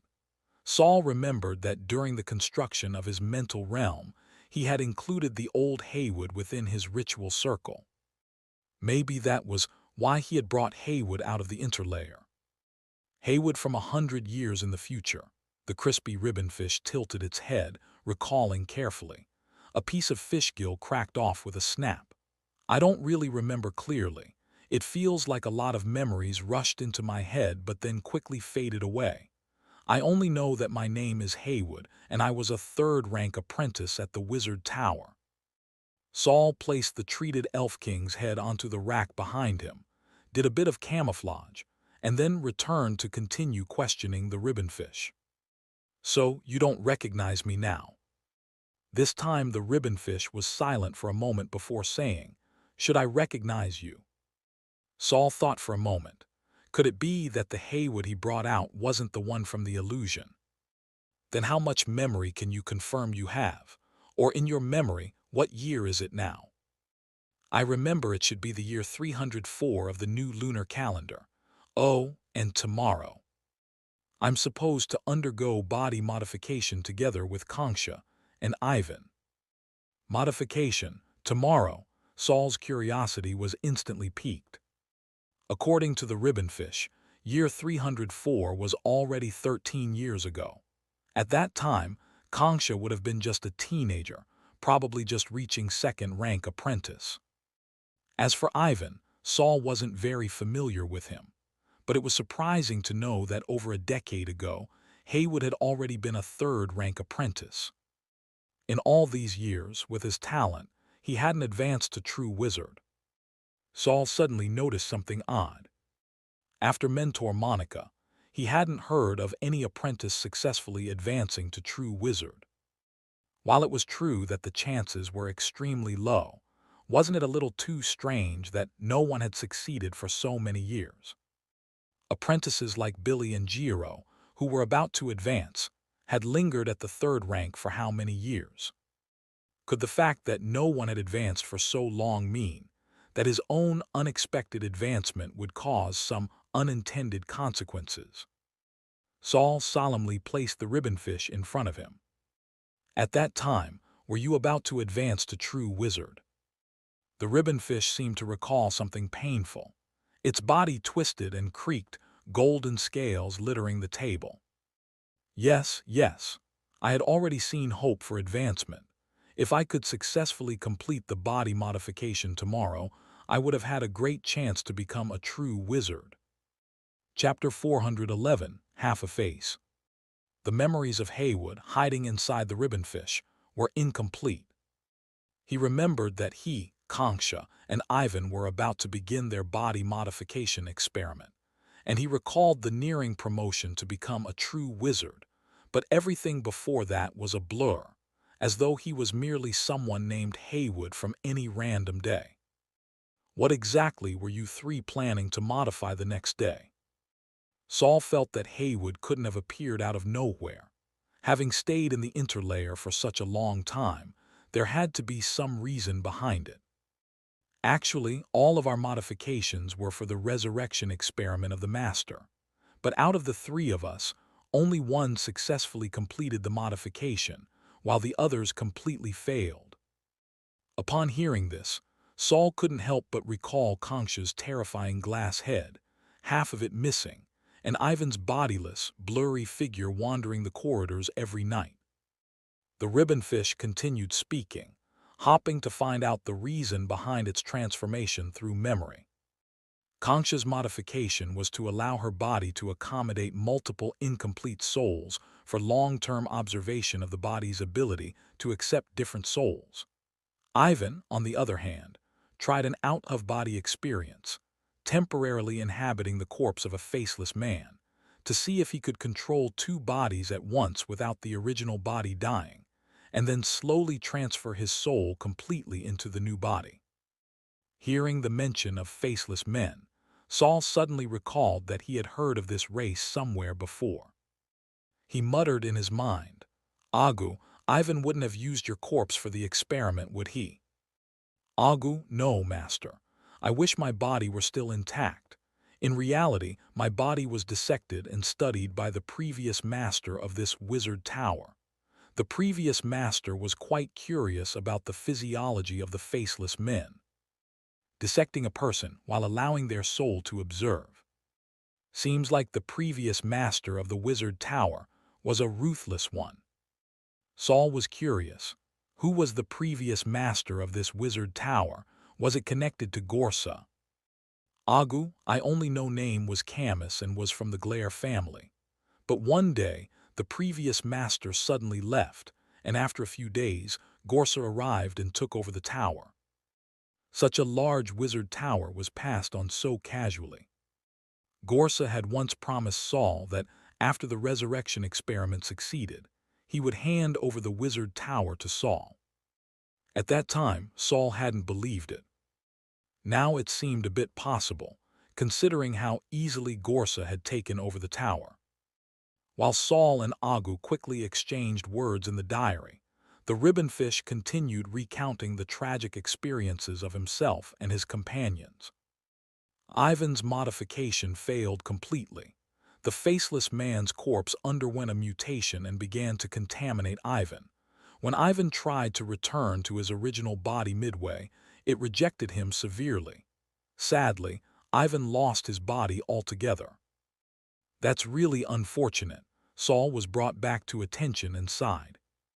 Yura had abandoned her original body, and Gorsa had supported her. Ivan, on the other hand, had lost his body due to an experiment. Who knows if he volunteered, and Gorsa clearly hadn't protected him as he had with Yura's soul. Ivan had likely turned into something akin to a vengeful spirit. Even worse than a vengeful spirit, depending on how much the contamination had affected him. After recounting Konksha and Ivan's fates, the ribbonfish fell silent. Saul believed that if the ribbonfish's eyes weren't so dried out, a tear would have probably rolled down by now. "What about you?" Saul asked, taking the initiative. "What kind of modification did you undergo?" By now, Saul still couldn't confirm if the ribbonfish was Haywood.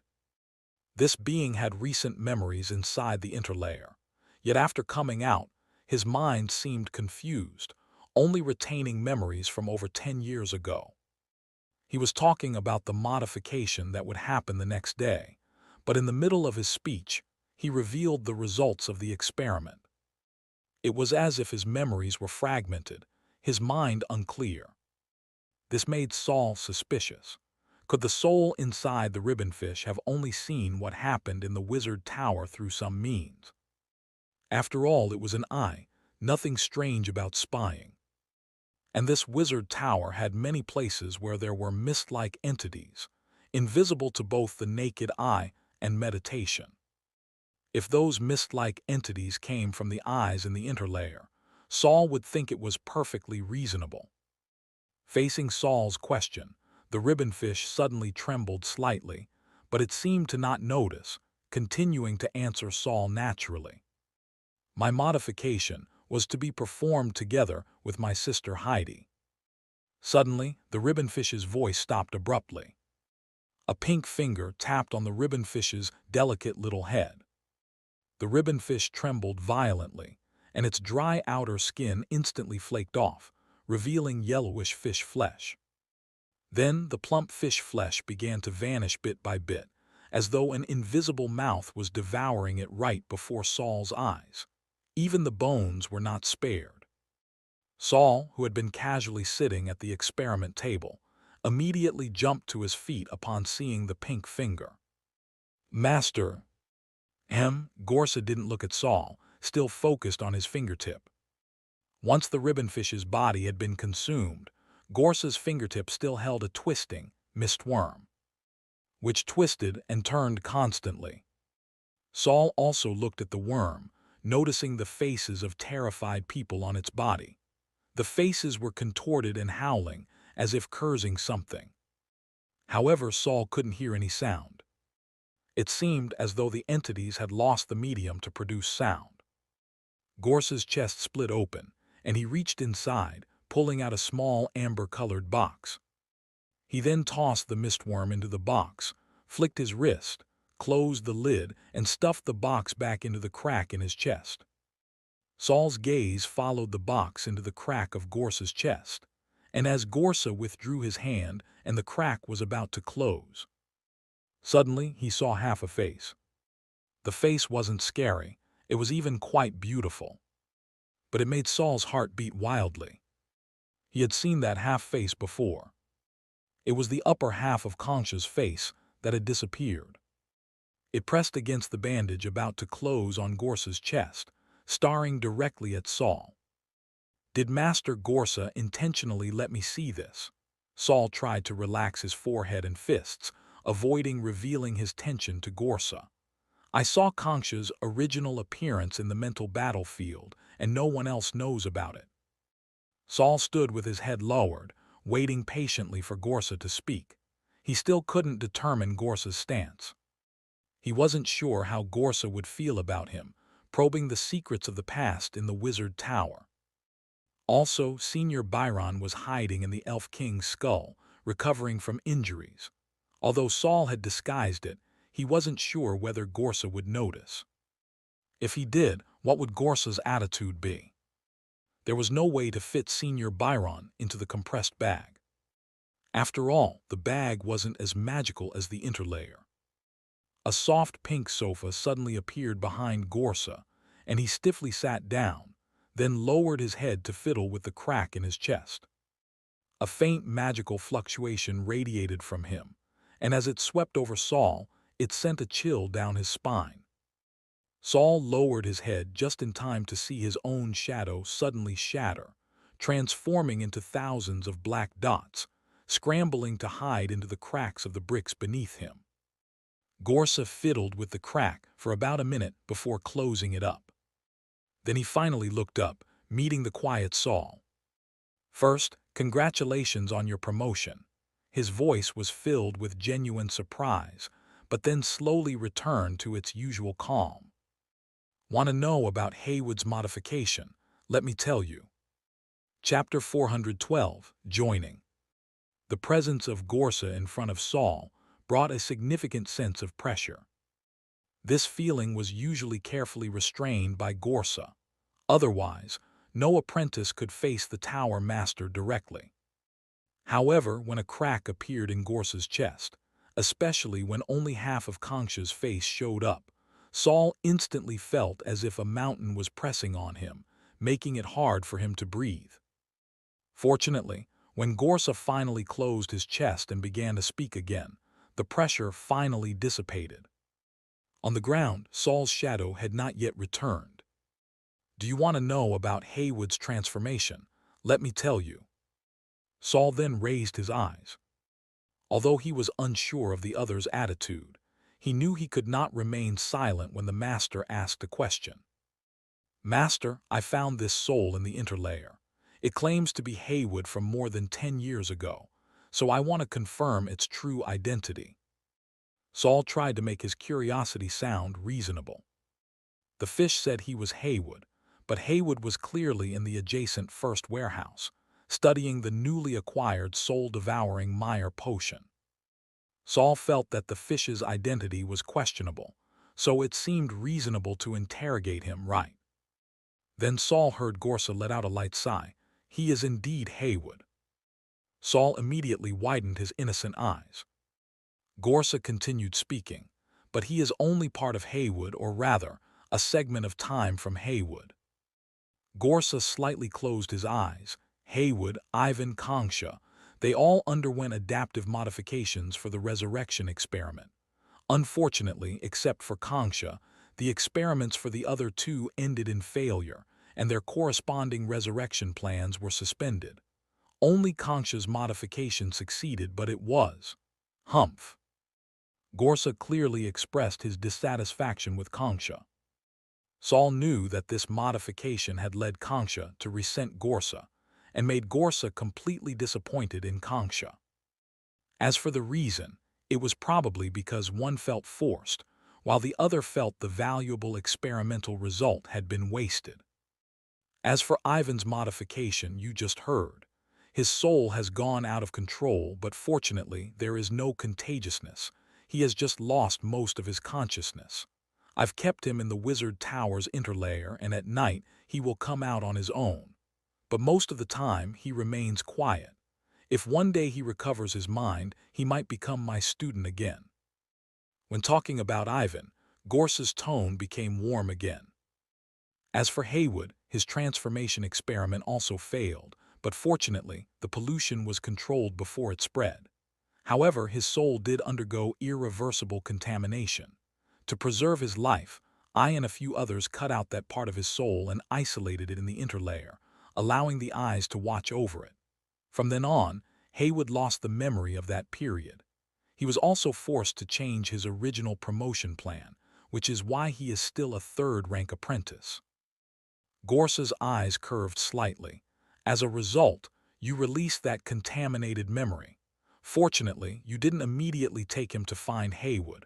Otherwise, I would have lost another obedient student. So that's how it is." No wonder Haywood has strong aptitude and willpower, but still hasn't been promoted. Then was the reason that none of the apprentices had been promoted in these years, because of something similar. Had they been delayed by the resurrection experiments? Sorry, Master.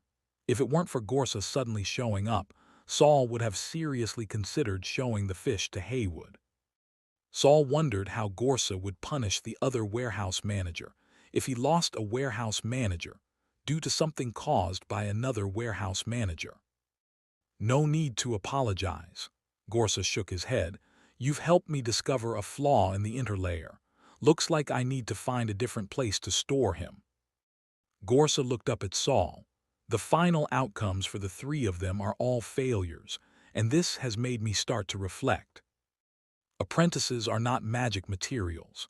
Recklessly modifying them according to my wishes will only backfire. Even if there's a rare case of success, it will fail because they themselves are unhappy.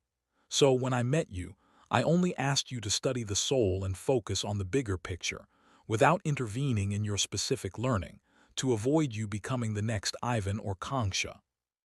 Fortunately, not only are you exceptionally talented, but you are also quite intelligent. You have finally carved out your own path. In the past 10 or so years, you are the only apprentice who has been promoted. It seems life at the Wizard Tower is too peaceful." Saul thought to himself, is life at the Wizard Tower really that peaceful? But doesn't the Tower Master know why no apprentices have been promoted for so many years? While Saul was thinking, he suddenly heard Gorsa mumbling vaguely, "But it doesn't matter." Gorsa threw a piece of paper at Saul. I've already researched the rejection-delaying potion you gave me earlier. Recently, have you been participating in experiments at Guido's laboratory? Saul nodded repeatedly. Instructor Guido's students are studying the problem of reducing the damage caused by adhesives to soles. Saul deliberately didn't mention Kelly's name to avoid Gorsa's attention. Gorsa clearly didn't care about other apprentices. After hearing this, he nodded slightly. Starting tomorrow, you will also join the research on the blue water soul potion. I've already spoken to Rum and Kaz. All related experiments on the blue water soul will be open to you. Do an experiment on the compatibility between the rejection-delaying potion and the blue water soul. If you can achieve the effects of both potions simultaneously, it will buy more time for Yura to extend the time that the soul and vessel can stay combined by merging the effects of two potions. If the blue water soul potion itself is problem-free, that might be possible. Unfortunately, Saul instinctively felt that the blue water soul potion not only had a problem but a big one. However, participating in the blue water soul experiment was exactly what Saul wanted. Although he had already brought Byron back, Byron still didn't know why Yura had taken action against him. Or rather, the real reason Yura wanted to kill him was to hide someone.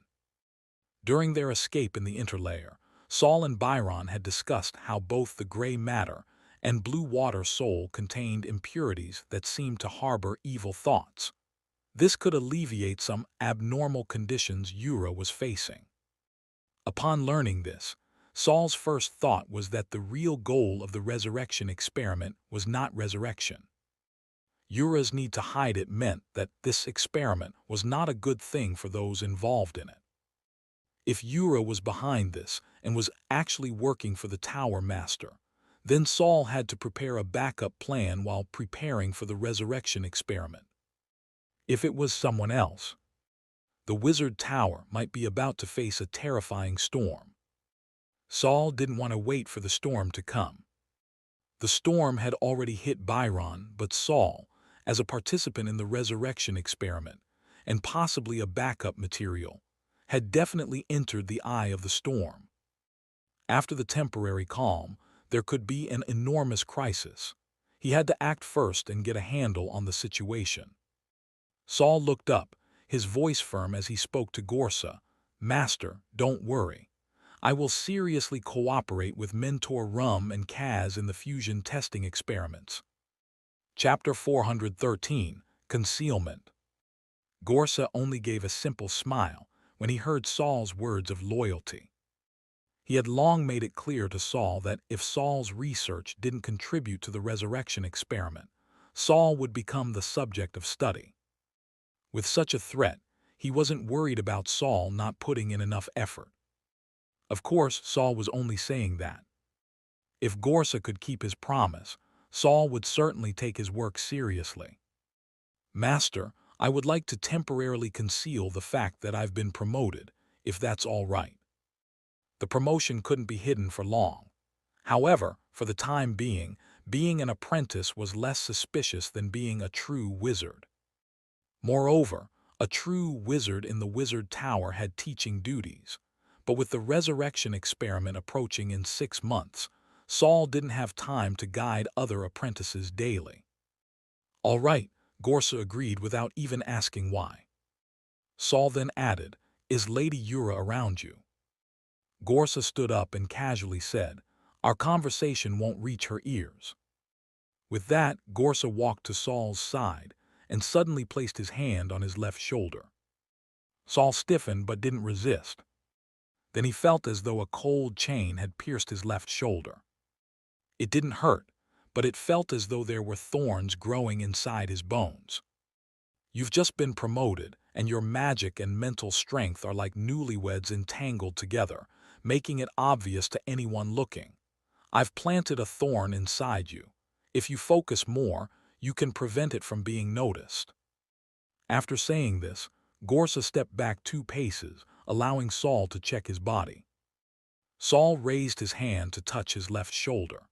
When his mental power probed it, he realized that the presence of this thorn indeed caused the originally well-coordinated magic and mental power to seem like they were quarreling. But if Saul exerted a little force, he could break through the disguise. Gorsa had helped him create this illusion based on the principle of a true wizard's promotion, which was far more reliable than simply restraining his power. With this disguise, Saul could keep his promotion hidden for a while longer, maybe even until the last possible moment. And why did Gorsa help him so willingly without asking anything in return? Was it because he noticed something? Although Gorsa appeared indifferent, as the master of the tower, it was impossible for him to be unaware. Given the approaching resurrection experiment, even if Gorsa was arrogant, surely he had made preparations. Seeing that Saul almost immediately understood the principle of hiding his power, Gorsa smiled faintly. "All right, do you have any other questions regarding the experiment?" "Thank you, I have no more questions." Saul suddenly remembered something, hesitated for a second, and asked, "By the way, Master, if the Haywood you sealed away was only a temporary version, then why did he know what happened a few hours before I entered the lair?" Gorsa crossed his arms, leaned back slightly, and looked down at Saul. "Did you communicate with him that much? Seems like you've truly made the lair your little garden." His tone subtly changed, though it was hard to tell whether he was angry. However, shortly after, his voice took another turn. "Because there are many people's thoughts hidden in the lair." He winked at Saul with his right eye. "That includes mine." Gorsa disappeared from in front of Saul, and the shadow that had faded from the room returned and began to dance. Saul stood in place, thinking about Gorsa's words, not snapping out of it for a long time. The next day, Mentor Rum's dormitory. After a round of adaptation experiments, Yura emerged from a puppet doll with no eyes, her silhouette dark as she sat down and crossed her legs. On the other side, the agile Kaz immediately stepped forward to record the puppet's changes. Rum sat quietly in the corner, his gaze fixed on Yura's condition. "Have you had any abnormal reactions recently?" Rum was referring to the incident a few days ago when Yura lost control and had to use blue water soul to stabilize her emotions. Kaz had heard about it but hadn't been present at the time, only knowing that Yura had regained stability with Rum's help. "I'm fine. I asked Gorsa about it. He told me it was because the mark I left by Saul was destroyed, which affected my condition." Yura tugged at her hair, pulled some out, and stuck it back on. "You left a mark on Saul." Kaz realized how little he knew. "Heh, I was just taking care of Gorsa's little apprentice." Yura laughed lightly and changed the subject. "But the experiment is approaching, and Gorsa has already forbidden me from splitting the soul mark." Kaz quickly nodded. "Right, you can't meddle anymore. You need to maintain your condition, otherwise when the experiment begins." He paused for a moment before adding, "By the way, I reviewed Byron's gray matter potion. The formula is somewhat similar to blue water soul, but since his potion is for the living, it's less toxic." He suggested to Yura, "If blue water soul is too painful, we could try Byron's formula instead." "No need." Yura firmly rejected Kaz's suggestion. "I don't need reduced toxicity. The pain helps me stay awake. Otherwise, if I'm placed in the vessel, I won't even know if Gorsa has done something to me." Rum raised an eyebrow, and a faint smirk appeared on his face, though it was quickly hidden by his fat. Kaz helplessly said, "The Tower Master can be, well, a bit overbearing, but he's doing this for your resurrection." Yura remained seated and switched legs, waiting for a few seconds before speaking slowly. "I know. I've been cooperating with your experiments, haven't I? Anyway, on this matter, I have the least to say." Rum, now with a relaxed smile, said, "The experiment is in its final confirmation phase. If everything goes as planned, we should be able to conduct the official resurrection experiment within 6 months. No matter what, Once the experiment succeeds, we'll be free. Kaz immediately agreed. Yes, once the experiment succeeds, we'll have fulfilled the Tower Master's request, and then we can do whatever we want. Kaz, the oldest among the three, had the most ideas when it came to life after the resurrection experiment. I don't plan to leave the Wizard Tower.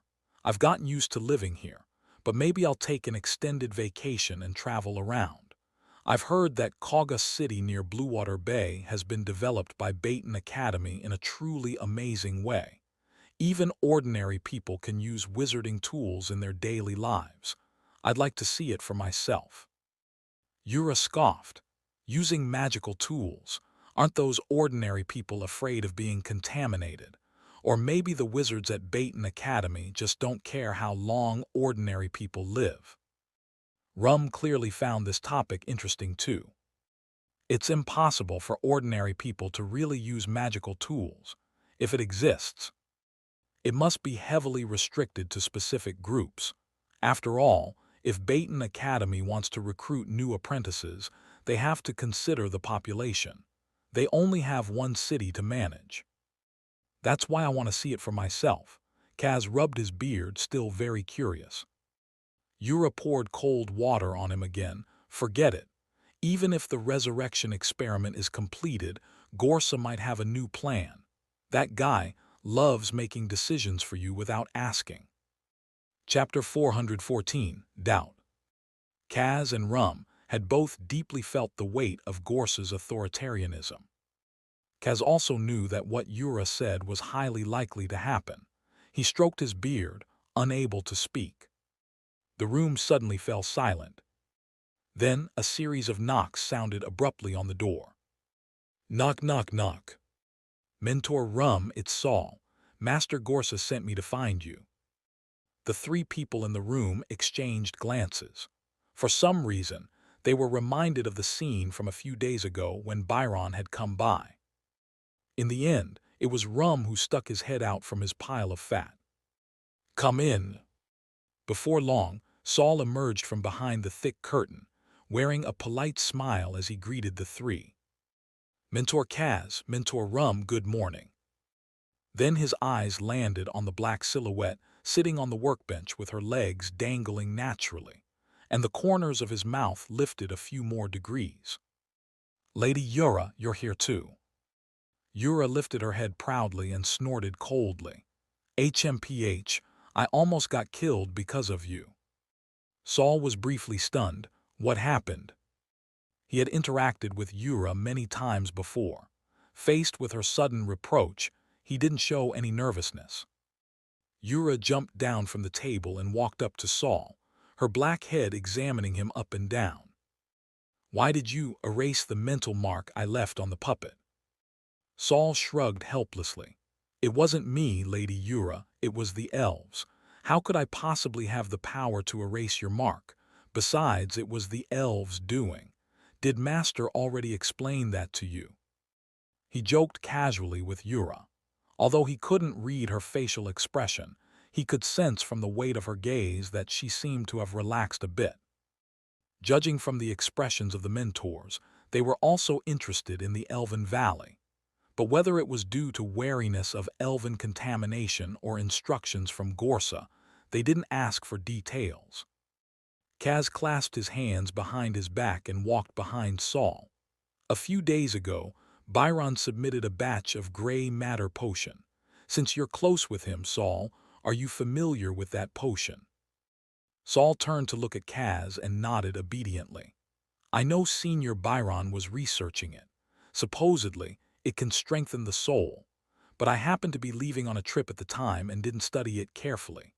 When I returned, I heard from Master Gorsa that the gray matter potion has effects similar to the blue water soul potion you and Mentor Rum developed, and they share the same origin. Then Saul turned toward Mentor Rum, who was taking up more and more space in the room. He wondered if one day the man would completely fill it. But I still don't understand the exact effects of blue water soul or gray matter. This time, Master Gorsa actually sent me here to learn about them. Rum has been in good spirits lately. He beamed and said, "With your current ability, you're already qualified to research with us. No need to call it learning. We've heard from the Tower Master too. From now on, you'll be included in the lab experiments." Saul offered a few more humble remarks. Kaz, however, seemed a bit anxious. "Actually, I was hoping to have Byron join the Blue Water Soul experiments as well. He created a potion nearly identical to ours entirely on his own. But just recently, he suddenly applied to leave. Saul, do you know why he was in such a hurry to go? I was planning to take him to see the Tower Master." Saul could feel Ura's gaze land on his face again. But he didn't show anything out of the ordinary. Still looking at Kaz, he gave a wry smile and said, "I'm not sure either. I saw Senior Byron leaving on the day I returned from the Elven Valley, but he didn't say anything to me. We just passed by each other. I actually had something to discuss with him, and I'm still waiting for him to come back." Kaz knew that sometimes third-rank apprentices could be delayed for months on outside missions, but the Tower Master had already given them a final deadline for the experiment. If Byron really didn't return for a few months, he certainly wouldn't be able to join the resurrection experiment. He shook his head, and the wrinkles on his face seemed to sigh along with him. "Let's hope he comes back soon." Ura had grown impatient listening to talk about Byron. She hopped back onto the workbench, her legs swinging. "Let's get back to business. Saul, I heard you've developed a new proposal too. I'd like to see what kind of results someone like you, so valued by Gorsa, can achieve in just a few years." "Actually, my proposal is more of a supplementary one. Master Gorsa wants me to see if it can be combined with the Blue Water Soul." Rum frowned in disapproval, his brow swelling into a mound of fat. Combining two independently developed and completed potions by force might cause adverse effects. Faced with these mentor-level figures, Saul naturally didn't come off too forceful. He just smiled and said, "That's why I'm just trying it out first." Ura waved her hand.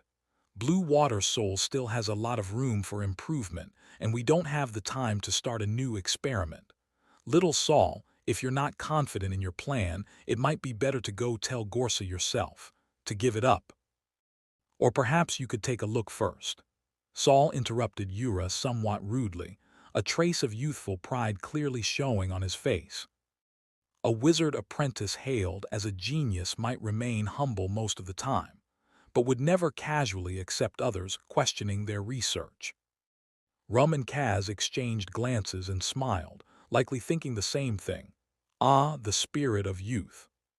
Since the Tower Master's favored student insisted on giving it a try, none of them would stop Saul.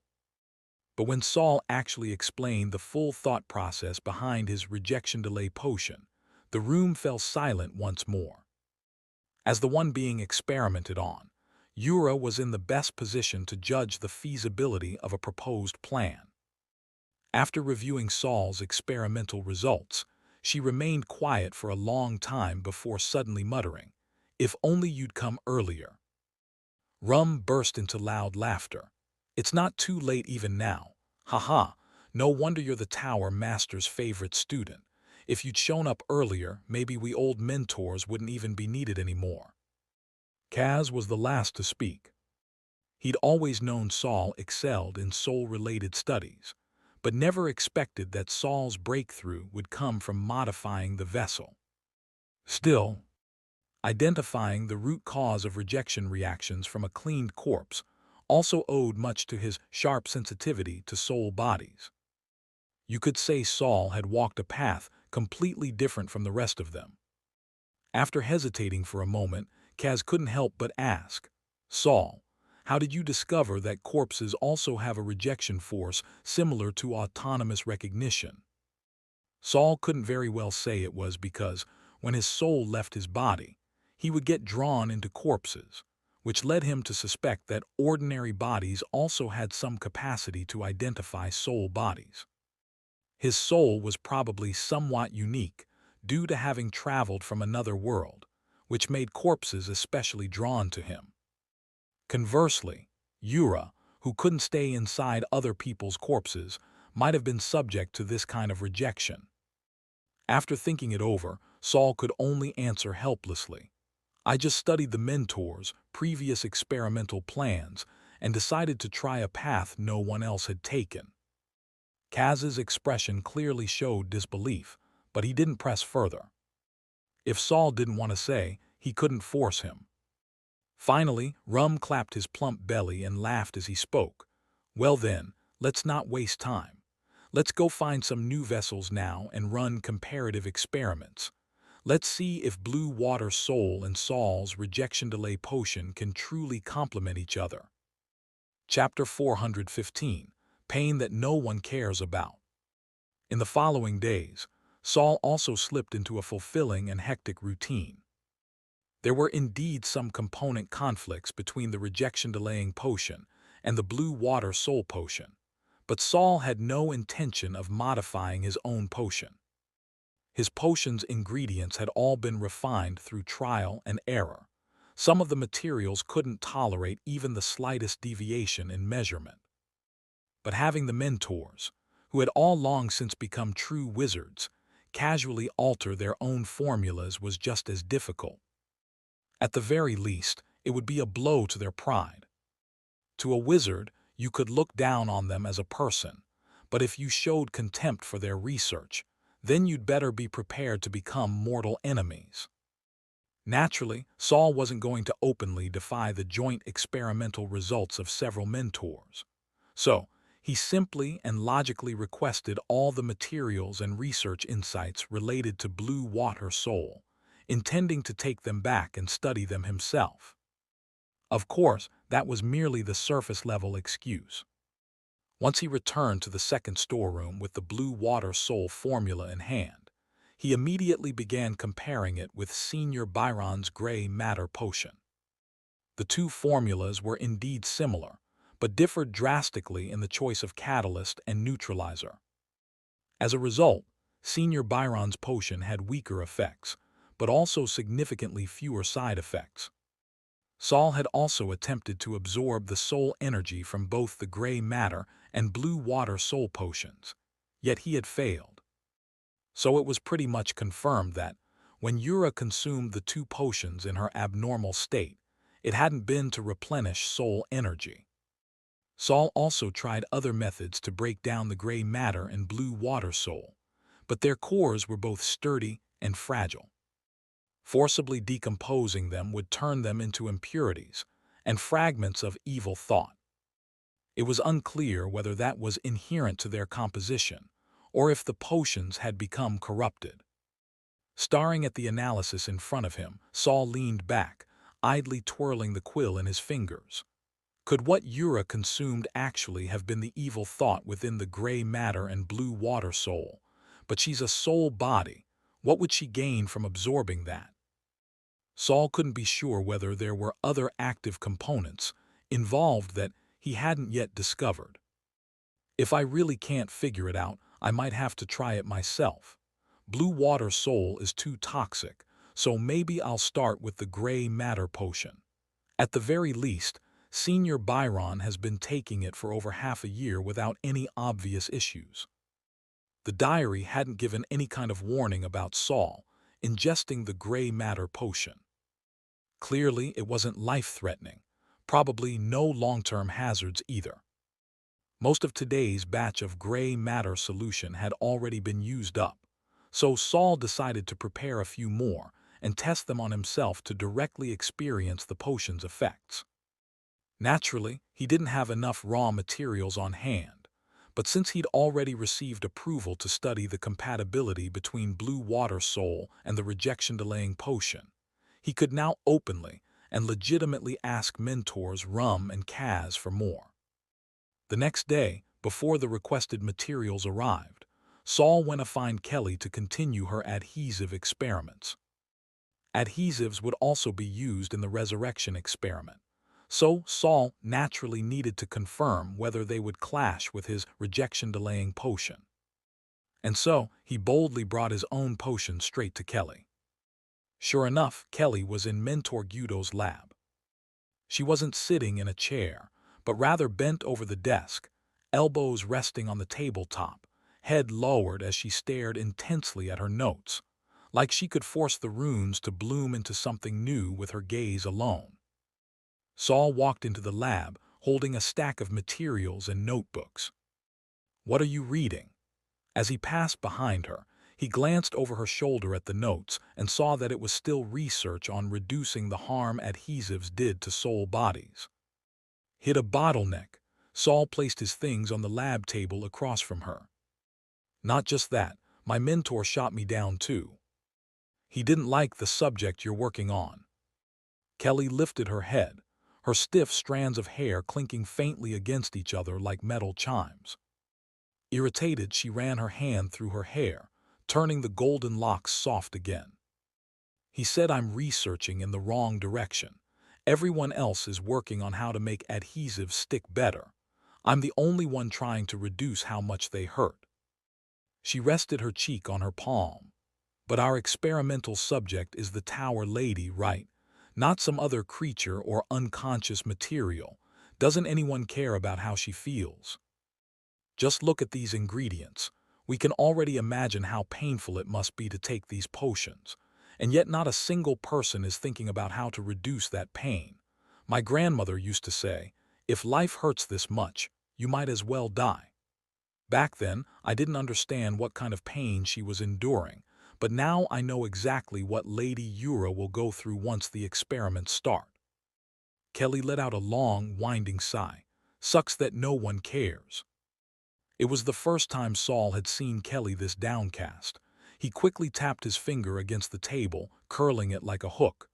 Hey, you mean I'm not a person or you're not?" Kelly snorted with laughter and suddenly remembered. They were working on reducing pain together. Even though Gyudo didn't take her efforts seriously and kept trying to pull her into other projects. She finally straightened up and tilted her little chin high. "Whether I'm a person is still up for debate, but you definitely are." Saul rolled his eyes. This girl couldn't insult someone without dragging herself in too. Saul spread out his notes, deciding to give her a little encouragement. "About anesthetizing, I've got some notes here. Kelly, Master Gyudo wants you." A third-rank apprentice walked over, stopping about 3 meters away and calling out. Kelly whipped around with a snap, staring at him for 2 full seconds, until the apprentice involuntarily took half a step back. "He wants you right away." "I'm not lying," the apprentice said nervously, then turned and quickly walked off. Kelly kept staring at his back until he vanished beyond the lab door. "Look at you scaring off third ranks now," Saul chuckled. Kelly spun back around, her golden copper eyes wide as she glared at Saul. Not backing down, Saul immediately glared back. Like 2 3-year-olds in a standoff, they kept the stare-off going for a whole minute. Kelly finally broke first, looking away and muttering, "So childish." She tossed a stack of notes at Saul. "Watch these for me. Last time someone tried to peek at them, I caught him and taught him a lesson." "That guy just now, impressive. Even third ranks don't scare you," Saul applauded silently. "I'm almost third rank myself, okay? And that guy's a theory head, no practical skills at all. He's been stuck inside the tower under Master Gyudo and hardly done any field work. Besides, I've got alpha toxin now. Most people don't dare mess with me." There were plenty of theory-focused apprentices in the tower, but making it to third rank meant you were at least top of your class. Unfortunately, such theory prodigies didn't stand a chance against a hands-on ace like Kelly. With that, Kelly grabbed her satchel and dashed off. She was fast, clearly delayed by the earlier stare-down with Saul. Saul remembered that Gyudo was notoriously impatient and could only sigh before continuing his experiments. From the mentor's attitudes and Gorsa's recent behavior, it was clear the final resurrection experiment was close at hand. Would there be time to reduce the pain caused by the adhesive?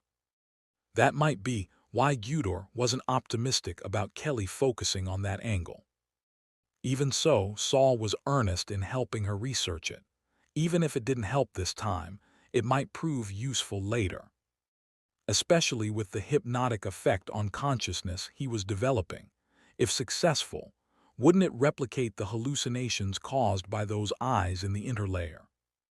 And if he took it further, could it reach the level of the nightmare butterfly? After all, the nightmare butterfly had been created by a wizard as a new type of demonic creature. But just as Saul began his experiment, Kelly came storming back, clearly upset.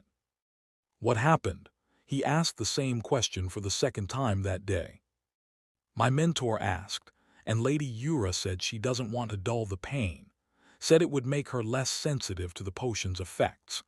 Then Mentor ordered me to stop this experiment and go work on enhancing the effects of a soul toxin instead. Kelly's face was expressionless as she spoke, her voice flat. Whether she was angry or just disappointed, it was hard to tell. Chapter 416, Shedding the Outer Shell. Although Kelly was dissatisfied, she still moved quickly and efficiently as she tidied up the lab bench. There were a lot of things she needed to prepare all over again. Halfway through cleaning, she bit her lip and said to Saul, "The soul toxin was something Billy researched. My alpha isn't any weaker than that." But when she got to this point, she still seemed a little dejected. "It's just that I still haven't come up with an antidote. Psy Master said that if that's the case, then I shouldn't use it so casually in experiments. For any power that's difficult to control, it was only right to treat it with caution." Saul also understood Mentor Guido's concern. He turned to look toward the corner at the far end of the room. There, two glass spheres of differing sizes were sealed tightly, containing the alpha toxin and the diluted beta toxin. Perhaps for a long while yet, they would remain floating quietly inside. Well then, it looks like I don't have a reason to linger here anymore. Saul closed his notebook.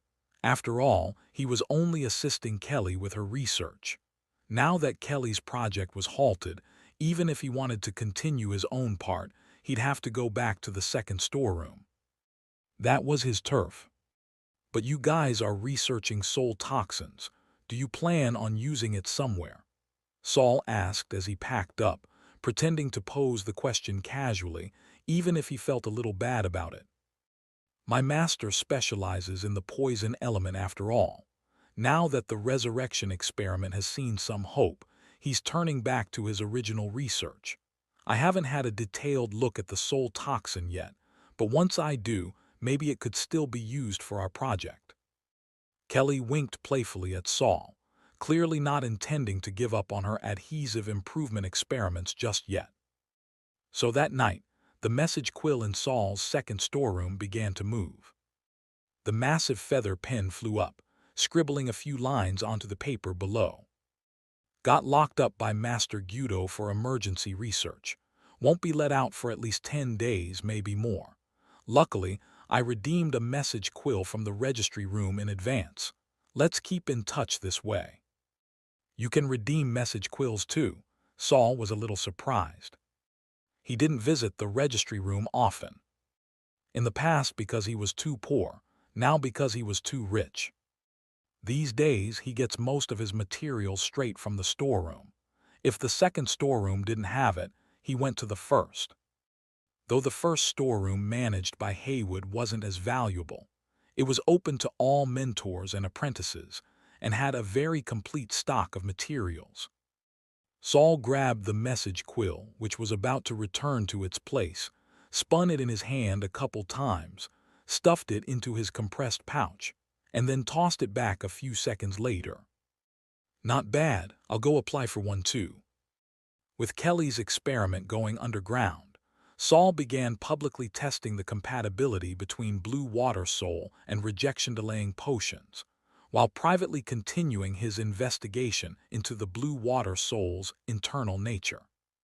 But after several days, there still hadn't been much progress. Another night came. After setting aside his materials, Saul looked over to the shelf where Senior Byron was stored. If the senior wasn't still recovering, I'd call him out to discuss things.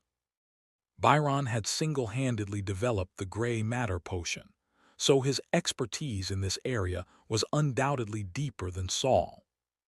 Saul pinched the bridge of his nose. He'd been running nonstop these past few days, going without sleep, relying entirely on meditation. His brain was starting to go numb.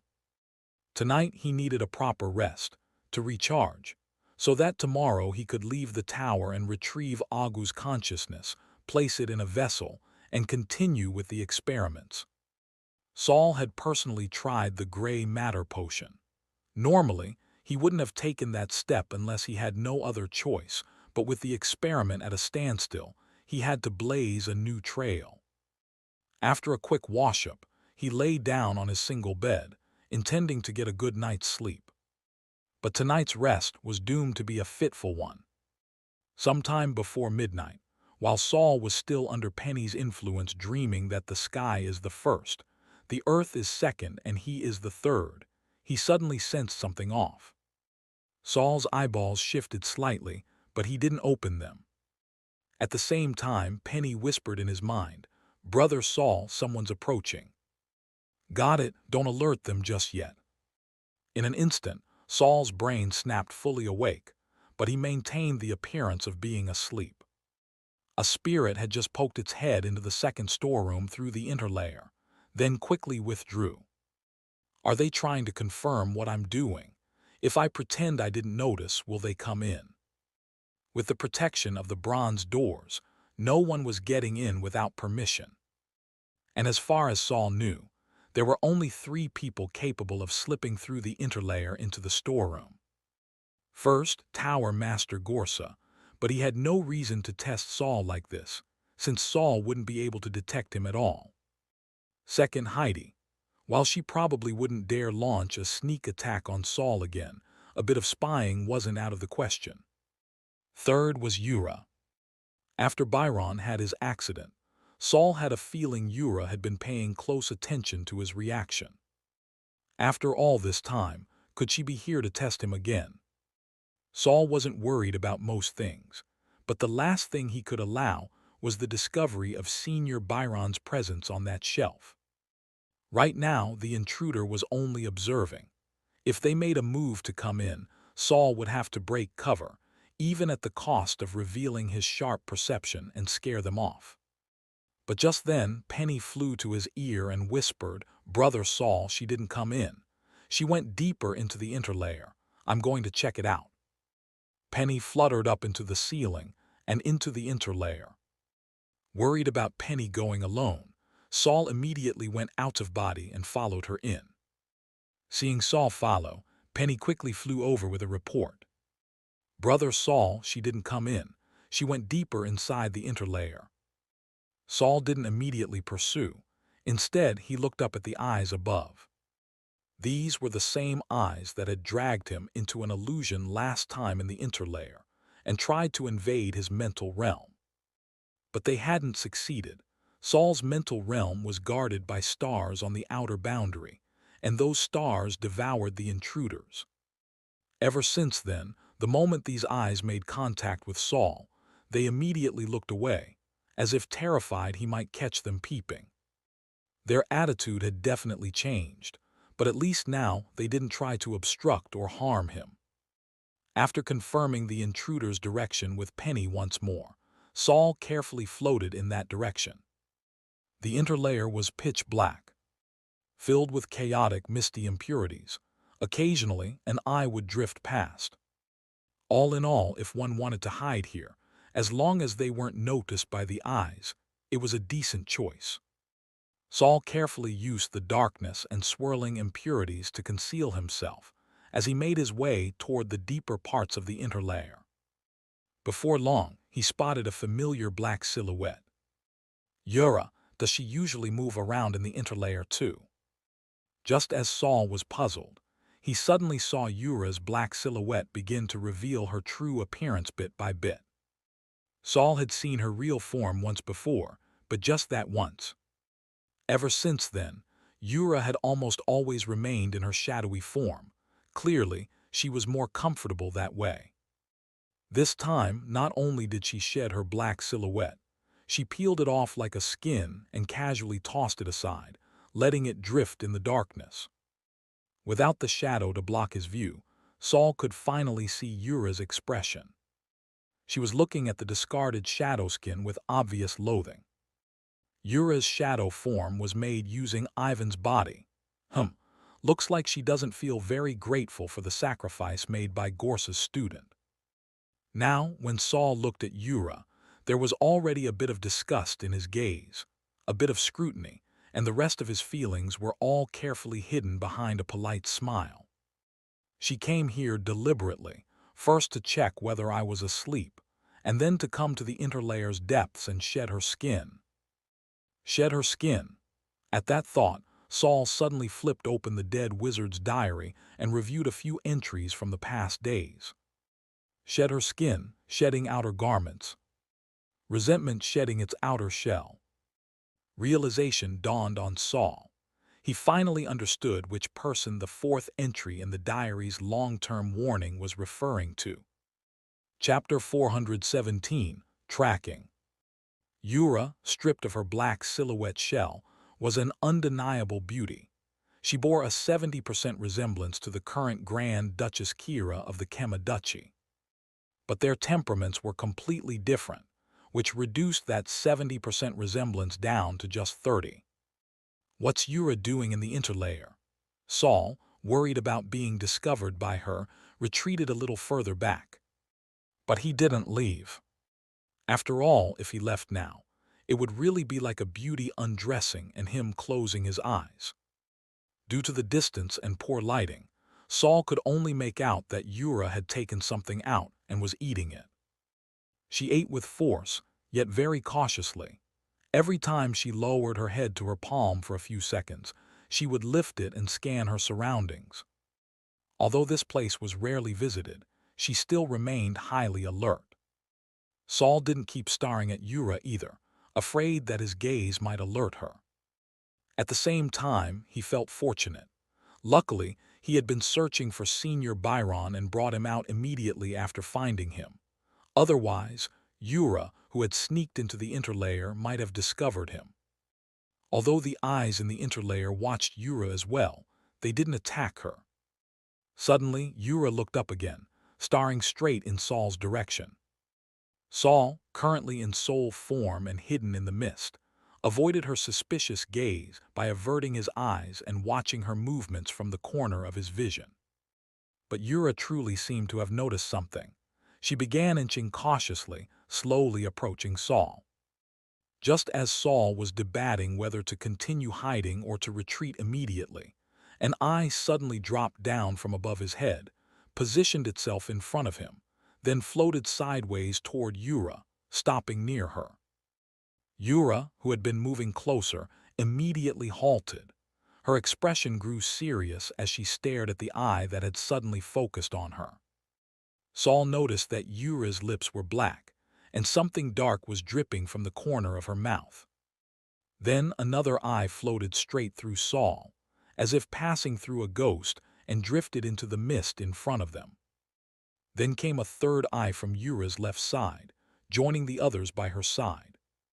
And then a fourth, a fifth.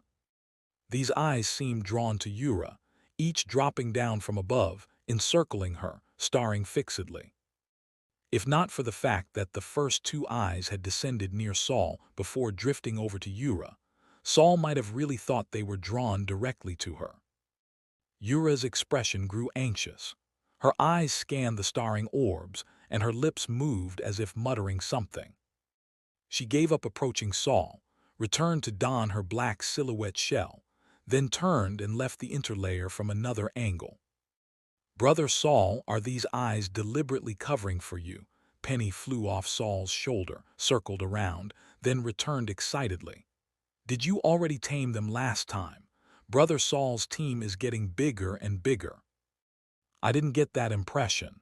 At least, they're different from you and the Four Souls fragments."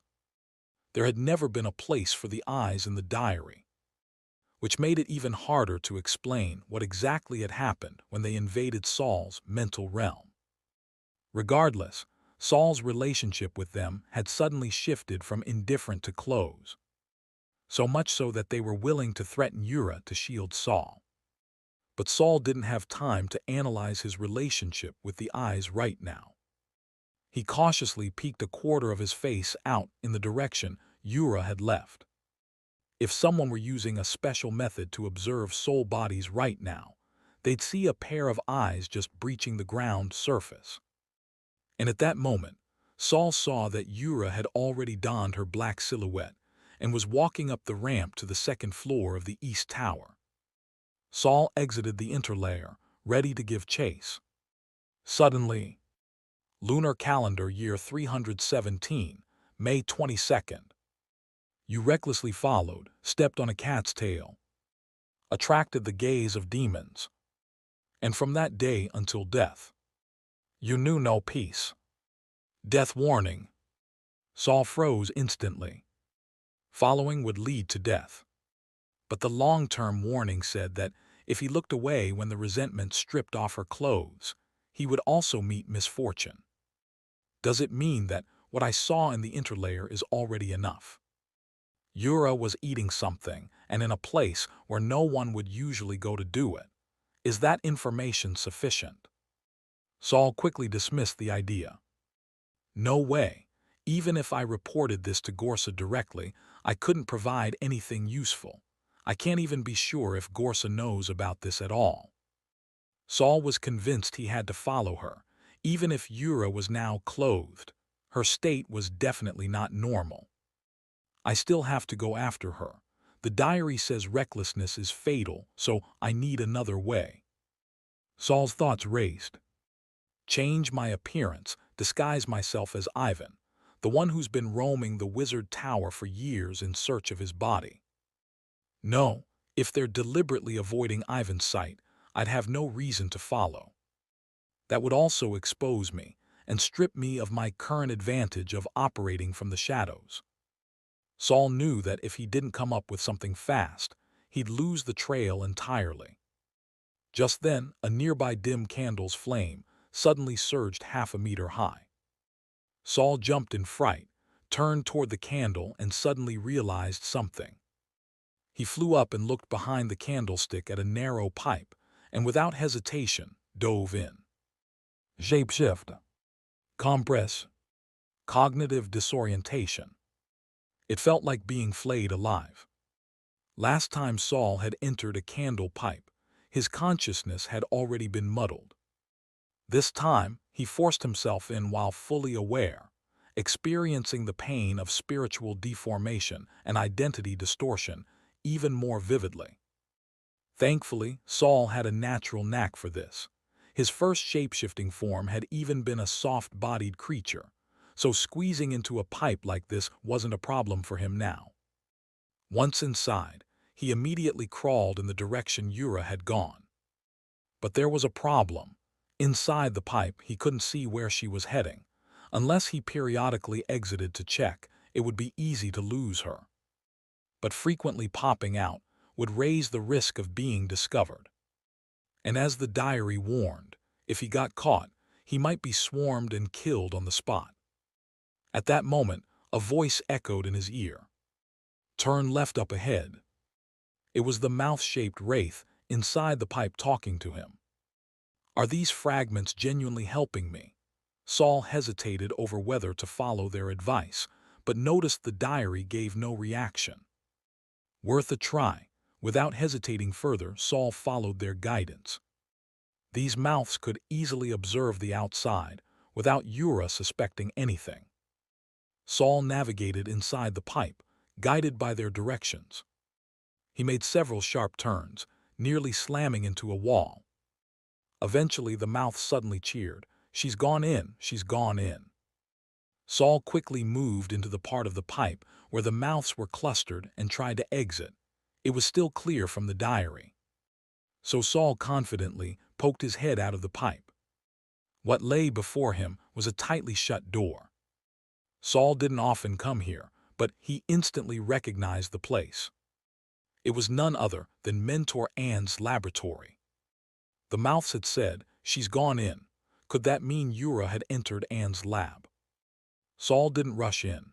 Instead, he asked the mouths, Can you go inside and see what she's doing? She's gone in, she's gone in.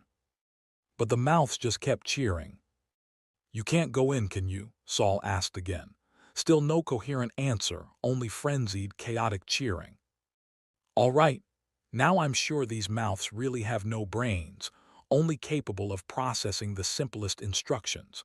They're more lucid in dreams than in reality. Maybe the pipe itself is muddling their minds. Maybe I can follow the pipe and sneak into the lab, Saul thought aloud. Good, no warning from the diary. He let out a sigh of relief, though he remained tense. Every room in the wizard tower had a candlestick. If he could determine the pipe's path, he could use it to sneak in. But when Saul re-entered the pipe and, relying on memory, approached Anne's lab. Clang! Chapter 418, Factions. He retreated more than 10 meters down the pipe in an instant. There was a barrier set up inside this pipe. Can you get through? Nope. The way's blocked.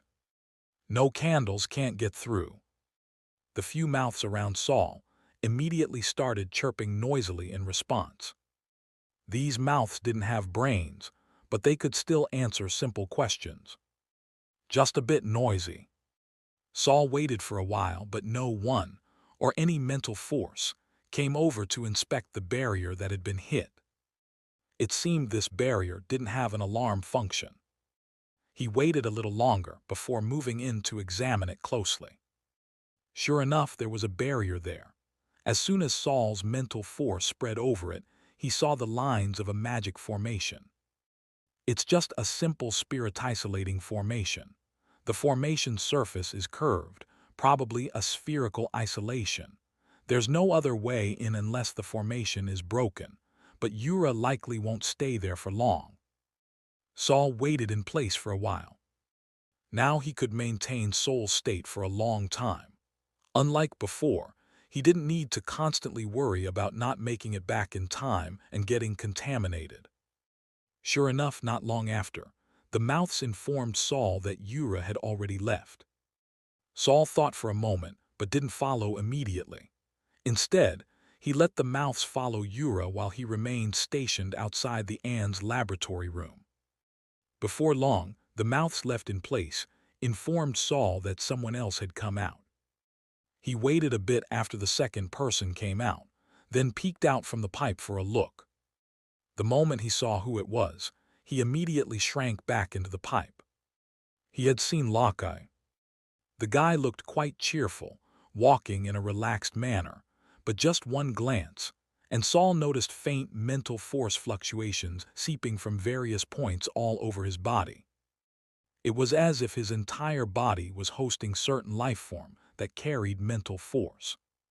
So the moment Saul saw him, he retreated right away. The guy's mental force wasn't stronger than his, but it was very sensitive. Saul couldn't be sure whether the man had noticed his gaze. That guy's a good actor. When I saw him just now, he didn't react at all, still looked relaxed. But for a moment, his mental fluctuations got noticeably more active. Although the diary hadn't given any warnings, Saul had already decided to stop observing. At the same time, he clearly understood one thing. This Lockeye might only be a second-rank apprentice, but his inner workings were likely far from simple. Saul waited a little longer in place. No one else came out. He asked the mouths where Yura had gone, only to be told she had entered the 19th floor. The mouths didn't dare follow her up there. Entering the 19th floor meant returning to Gorse's place. There really wasn't any point in following further. Saul quietly withdrew to the East Tower's second floor, then crossed the gap again and returned to the pipe leading to the second storage room. Before leaving, he asked the mouths that had led him the way, "Why are you helping me?" Saul remembered they used to call him Great Demon King, and would bolt the moment they saw him. The mouths answered very directly, "The eye listens to you, so we listen to you too." Then another mouth added, "Just don't eat us." A third mouth said, "Vinny sometimes eats us. A lot of times she eats the eyes too, A fourth one chimed in. These mouths chirped around Saul like little chicks.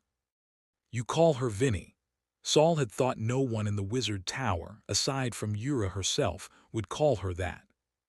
But the mouths didn't explain why Yura was called Vinny. They seemed incapable of grasping a question of that level. Does Yura sometimes come to eat these wraith fragments? Saul subconsciously rubbed his translucent chin. But she's already a soul body on the verge of corruption. Why would she still dare to consume wraith fragments? Isn't she afraid the evil thoughts inside will further corrupt her mind? Wait, Senior Byron also seemed to witness her absorbing evil thoughts from gray matter. But instead of harming her, those evil thoughts actually helped her recover from a state of chaos and collapse. Could it be that Yura feeds on evil thoughts? Saul believed that Yura's condition was definitely abnormal, and this abnormality was likely kept hidden from the others. Did Gorsa know about this? If he did, then Yura killing Byron might have been a move to hide her consumption of evil thoughts from the rest of the wizard tower. If Gorsa doesn't know, then Yura must be hiding it from Gorsa himself. Diary. Saul summoned the diary within his mind and lowered his gaze to the deep crimson hardcover book. If I go to confirm with Gorsa about Yura devouring evil thoughts, will he kill me to silence me or do anything else that would harm me? He stared fixedly at the diary, not wanting to miss the slightest response from it. What? Saul didn't enter the storeroom through the bronze gate. Instead, he passed through the interlayer again. For Saul, the interlayer surrounding the second storeroom was no longer dangerous at all. In contrast, those noodle-like arms hidden behind the bronze gate were extremely aggressive. For now, there was no guarantee those arms would be obedient like the mouths. After passing through the interlayer and returning to the second storeroom, Saul immediately took out the communication pen and sent Gorsa a message. He didn't write anything specific in the letter, in case Yura had already returned to the Tower Master's side and saw he was tattling. He only told Gorsa that he had made a major discovery in the resurrection experiments. But after the letter was sent, a long time passed with no reply. Saul waited all the way until dawn. The dim yellow candlelight had already turned into bright white light, yet Gorsa still hadn't appeared. Could it be that since Lady Yura returned yesterday, Gorsa didn't have time to come find me? Saul rubbed his temples in frustration. He slapped his cheeks. His scheduled rest was ruined. Another sleepless night. Overthinking wasn't ideal when preparing for an experiment, but Yura's abnormality last night left Saul deeply unsettled. He prepared a potion that forcibly restored his mental energy, and got ready to personally test the gray matter potion and the blue water soul potion. Although the diary hadn't issued any warnings regarding the potions, Saul still took precautions and packed several antidotes in his compressed bag.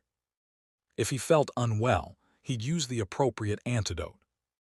And if that failed, he had enough raw materials on hand to mix new ones on the spot. Once ready, Saul leaned against the sofa, tilted his head back, and swallowed the gray matter potion first. This potion was developed by Senior Byron and had even been tested by him personally. Even if there were side effects, they shouldn't be too serious. That's why Saul chose to start with it. As the potion entered his body, it began to steam before even reaching his throat. However, its boiling point was low, so it didn't scald his mucous membranes. It just made Saul look like he was being boiled from the inside. Smoke began to rise from his nose and mouth. After a while, he felt even his eyes were smoking. His vision turned hazy and misty. Everything he saw wavered in the fog. And amidst the swaying haze, Saul faintly sensed a slight enhancement in his soul body. Just a little. It was probably because Saul's soul strength had already surpassed that of most true wizards, so the gray matter potion had only a limited effect on him. He could also feel that if he took a second dose of the potion, the boost would be even smaller. and by the third dose, there might be no effect at all. Since Lady Yura has already lost her body, her soul strength is probably weaker than that of ordinary wizard apprentices, so this gray matter potion is still quite helpful for her. Thinking this, the mist before Saul's eyes began to thin. Clearly, the potion's effects were fading. Yet at that moment, a new wave of gray mist, thicker than before, suddenly appeared before his eyes. What is this? Saul squinted instinctively, then quickly summoned his mental power. When his mental energy wrapped around that mist, he suddenly felt a powerful surge of evil thoughts. The instant it was enveloped, the evil thoughts lunged straight at his brow, trying to force its way into his mind. There was no way Saul would allow that to happen.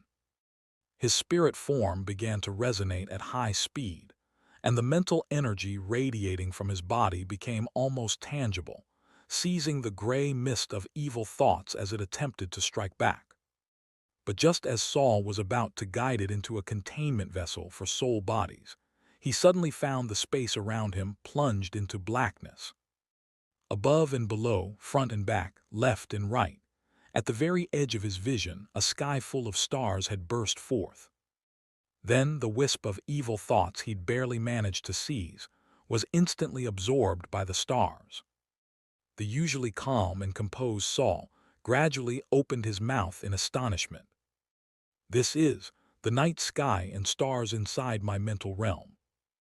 Chapter 419, Sudden Advancement. That pitch-black night sky and the stars did not linger long. They vanished from Saul's sight. The surrounding mist dissipated as well.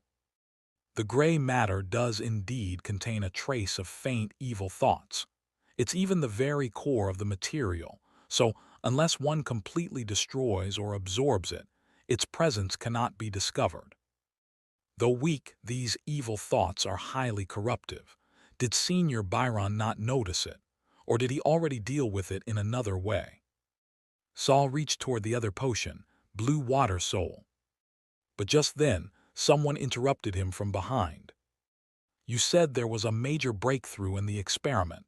What is it? Saul's outstretched hand froze in midair. He gathered his thoughts, then turned around. The breakthrough is, Master, would you mind removing one of the materials from the resurrection experiment? Gorsa stood behind Saul, his whole figure cloaked in black. There was a faint restlessness in his aura. It seemed he hadn't rested well the previous night either. Which material? Gorsa asked softly. Remove Blue Water Soul. Is that possible? For a brief moment, Gorsa's previously calm gaze turned sharp, but just as quickly, he regained his usual gentle composure. What did you discover? Saul took a deep breath and held out the vial of Blue Water Soul. The gray matter, the raw ingredient of Blue Water Soul, contains rather powerful and stubborn evil thoughts. Gorsa remained where he stood. That I know, I will handle the evil thoughts. Saul was a little surprised that Gorsa was already aware of what lay within the gray matter. But it made sense. After all, Gorsa was a second-rank wizard. If Saul could notice it, there was no reason Gorsa couldn't. Which also meant Lady Yura's attempt to kill Senior Byron was not to cover up the existence of the evil thoughts. Then the only thing she would want to hide was that she had consumed the evil thoughts herself. Master, as you know, I can already move through the interlayer, but yesterday I encountered someone else there. Saul laid out everything he had seen. Then he noticed that Gorsa didn't look particularly surprised. Or rather, it was less surprising and more disappointment. Gorsa slowly stepped closer, taking the Blue Water Soul from Saul's hand. The Blue Water Soul resembled a beautiful blue crystal sphere, less than 2 centimeters in diameter, delicate and exquisite. Blue Water Soul requires the vengeful spirits of at least 100 people to condense into a single bead. Blue Water Bay. Even after centuries of war, natural disasters, and human calamities could only yield this much. Most of it remains with me, waiting for the final experiment. A small portion was distributed to a few mentors and Yura for testing. I didn't expect Yura to be so gluttonous. He pulled back his hand. The beautiful blue crystal sphere shattered in his palm with a crisp snap. The fragments dissolved like ice under sunlight, vanishing into clear liquid that soaked into the bandages on Gorsa's hand. Saul noticed that Gorsa's palm briefly turned black, but it quickly returned to a soft pink hue. Gorsa looked up at Saul again, his voice heavy with fatigue. "Saul, I've worked so hard to resurrect her. Why does she keep pulling stunts that make me angry?" Saul didn't respond. He still couldn't grasp what Gorsa had gleaned from Yura's actions, but it was clear. He'd realized something was wrong. The resurrection experiment centered around Blue Water Soul would likely be shut down. But simply halting one experiment was Saul's ultimate goal. He needed Gorsa to understand Yura's true intentions and those of the people behind her, and take action to eliminate the threat. Even though Saul understood that Gorsa might not be a righteous man, he had already aligned himself with Gorsa's side. If the enemy side overturned the board, it would surely crush Saul's share of the pie, and his life along with it. Now that the problem with Blue Water Soul was out in the open, Saul couldn't just watch Gorsa drive the carriage off a cliff. As of now, Gorsa's reaction was unsatisfying. He was more disappointed than furious, and didn't look like he intended to take action against the hidden puppeteers. "Saul," Gorsa spoke again after a moment of silence, "how confident are you in the rejection delay potion?" Saul raised his chin. "It's only a matter of a few years, nothing more." But Gorsa shook his head. "I don't have that time anymore." Saul was taken aback. Wasn't there supposed to be almost 5 years left? Gorsa turned his back, tilting his head up to look at the ceiling. "Do you know what my main responsibility in the resurrection experiment is?"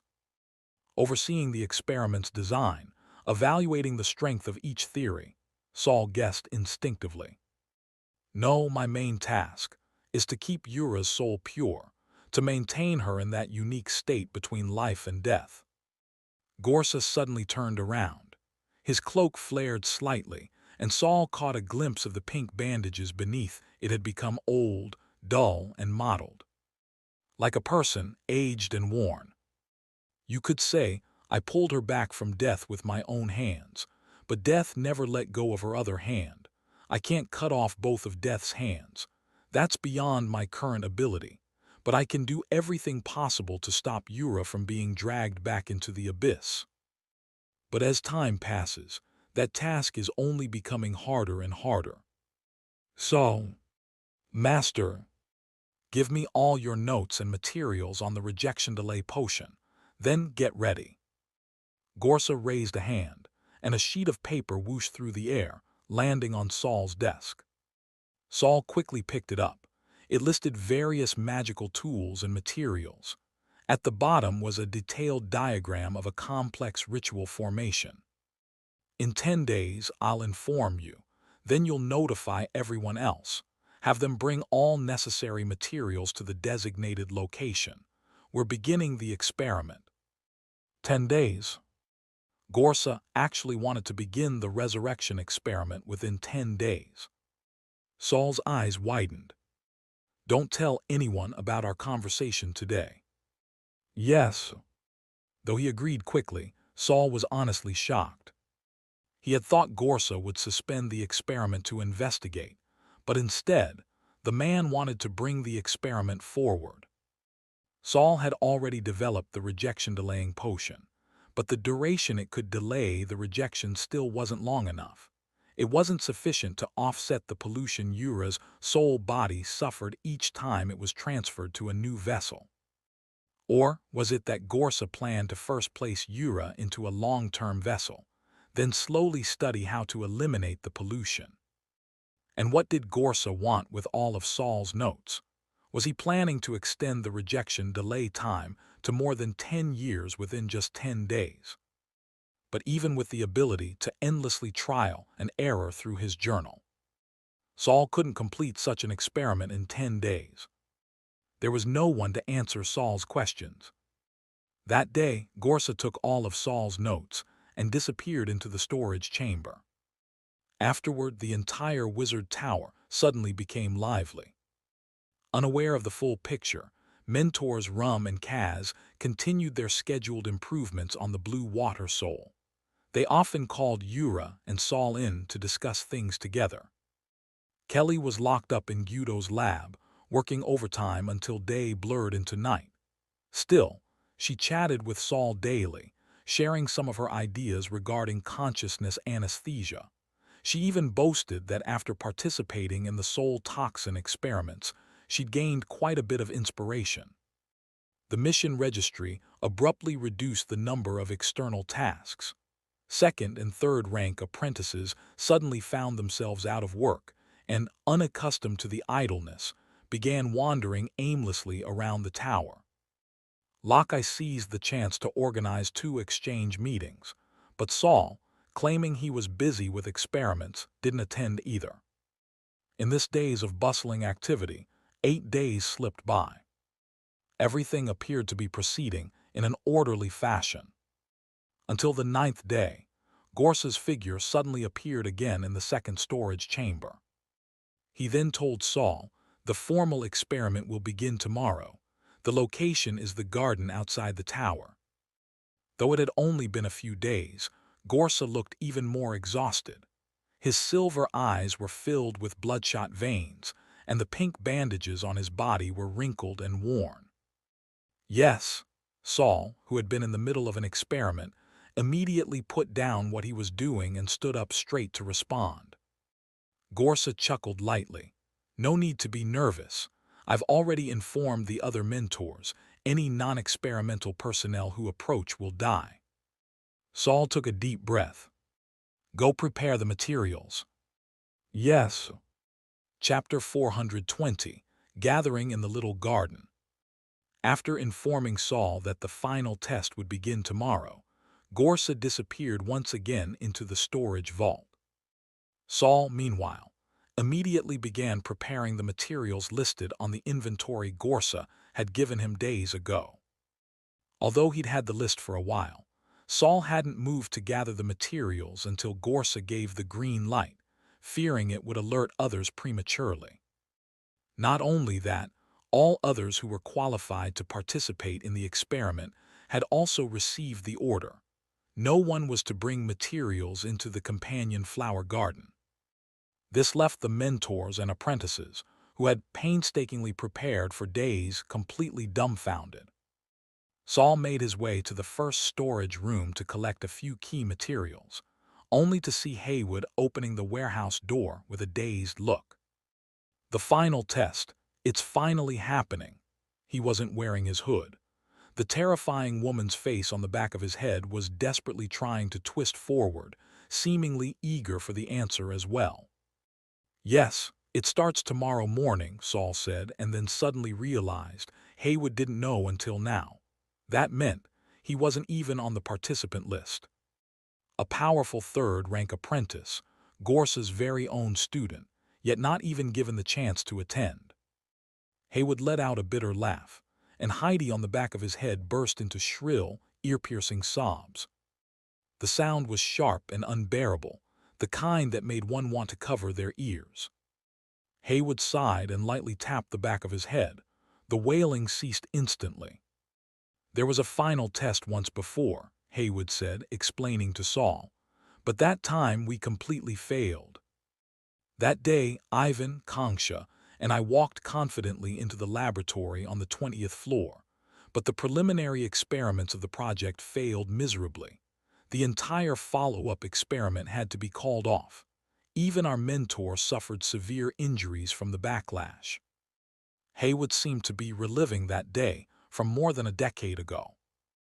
The 3 of them had been carefully selected by Gorsa. According to the plan, after completing the transformation into a wizard body, they were supposed to enter the final test. In other words, they were meant to be essential participants in that experiment.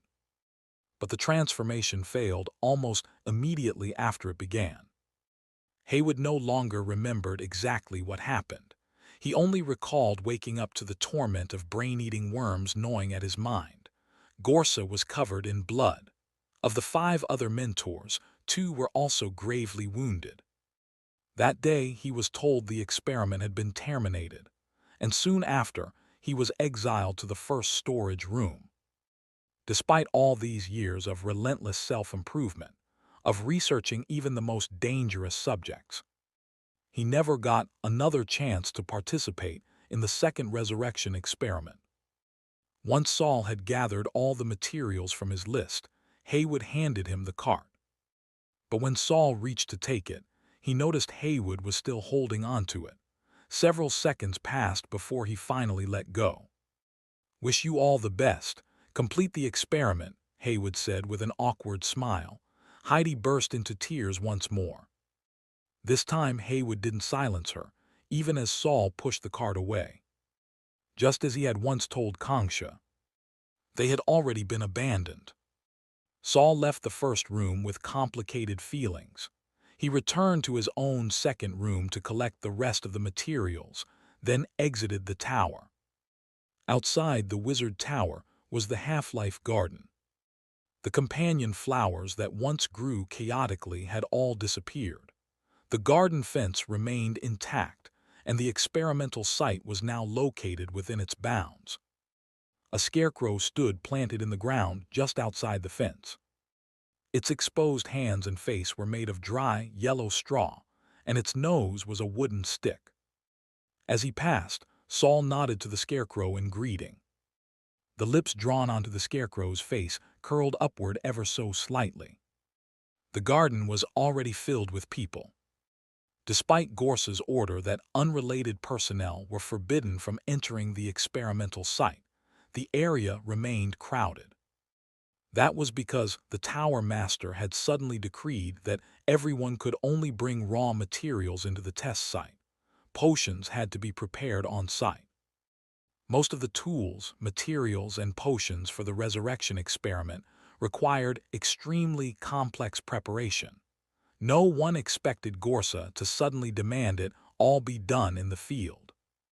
So each mentor had requested to bring along their apprentices for assistance. The garden was slightly cramped as a result. Still, despite the crowd, the place was quiet. From their eye contact alone, Saul could tell they were likely communicating using voice transmission spells. Saul moved toward the back of the garden and spotted Kelly standing not far behind Mentor Guido. She wasn't speaking to anyone, with heavy dark circles under her eyes, yawning loudly without any care for appearance. As she wiped away the tears squeezed from the corners of her eyes, she noticed Saul pushing a large cart over and waved at him with a bright smile. Saul smiled back, but behind that smile, his mood had suddenly sunk. Kelly wasn't supposed to be here, but because Gorsa had suddenly required all potions to be prepared on site, and since she was the primary handler of the adhesive, she'd been brought in unexpectedly. Saul had tried multiple times to keep Kelly out of the resurrection experiment. In the end, he'd unintentionally led her right to it. He noticed the transparent crystal pendant hanging from Kelly's neck. Inside was a chunk of irregular silver metal. That was likely the beta toxin used in the final step of the adhesive. It had weaker radiation than the alpha toxin, but only Kelly could safely handle it. Mentor Guido was holding his bucket, vomiting into it, while confirming the final steps with nearby apprentices to ensure no mistakes would be made. Mentor Monica stood not far away, pale and expressionless, arms folded across her chest. Behind her was the third-rank apprentice Jiro, who specialized in lightning. Jiro seemed utterly unaffected by the tense atmosphere. His face bore a relaxed grin. When he saw Saul, Jiro raised a hand in greeting. Saul stopped the cart deliberately in front of him. "You're back. What about Senior Byron?" "Died out there," Jiro said with a grin. Boom! Magic surged from Saul's body in an instant. Just kidding, Jiro quickly raised his hands. We split up after completing the mission. You know he doesn't like me." Of course, Saul knew Byron didn't like Jiro, but he also understood that Jiro, just kidding, referred not to the death, but to the part about them parting ways. "Ah, lucky I made it back in time. Would have missed today's excitement. A resurrection experiment, such a magnificent piece of sorcery." HMPH. Saul gave a cold snort and pushed the cart onward. As he passed Monica, he greeted her softly. Monica seemed distracted. She forced a smile in return for the Tower Master's most favored apprentice. She hadn't brought her pet today. The burns on her skin from electrical sparks hadn't been tended to, and she hadn't peeled off the charred skin on her face. It remained there, stark and jarring. Further inside were the leading mentors of the experiment, Ans, Rum, and Kaz. Mentor Ans lay back lazily on a lounge chair with his eyes closed. That was always how he operated. He directed, the apprentices performed. Those who failed became the next round of materials. As a result, he'd brought the most apprentices, 10 in total. Today, he wasn't even bothering to direct. The scene was fully managed by Lockeye. Though only a second-rank apprentice, Lockeye showed no fear directing even third-rank apprentices. It was clear this wasn't his first time leading. Mentor Rum.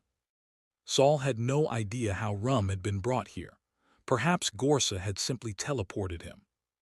Without the support of his corner wall, Rum's flesh had spread evenly in all directions, becoming a giant sphere. One person now took up the space of more than 10. 2 apprentices Saul had never seen stood beside him.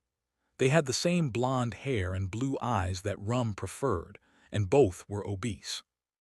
Barely over 1.7 meters tall, they each looked to weigh over 300 pounds.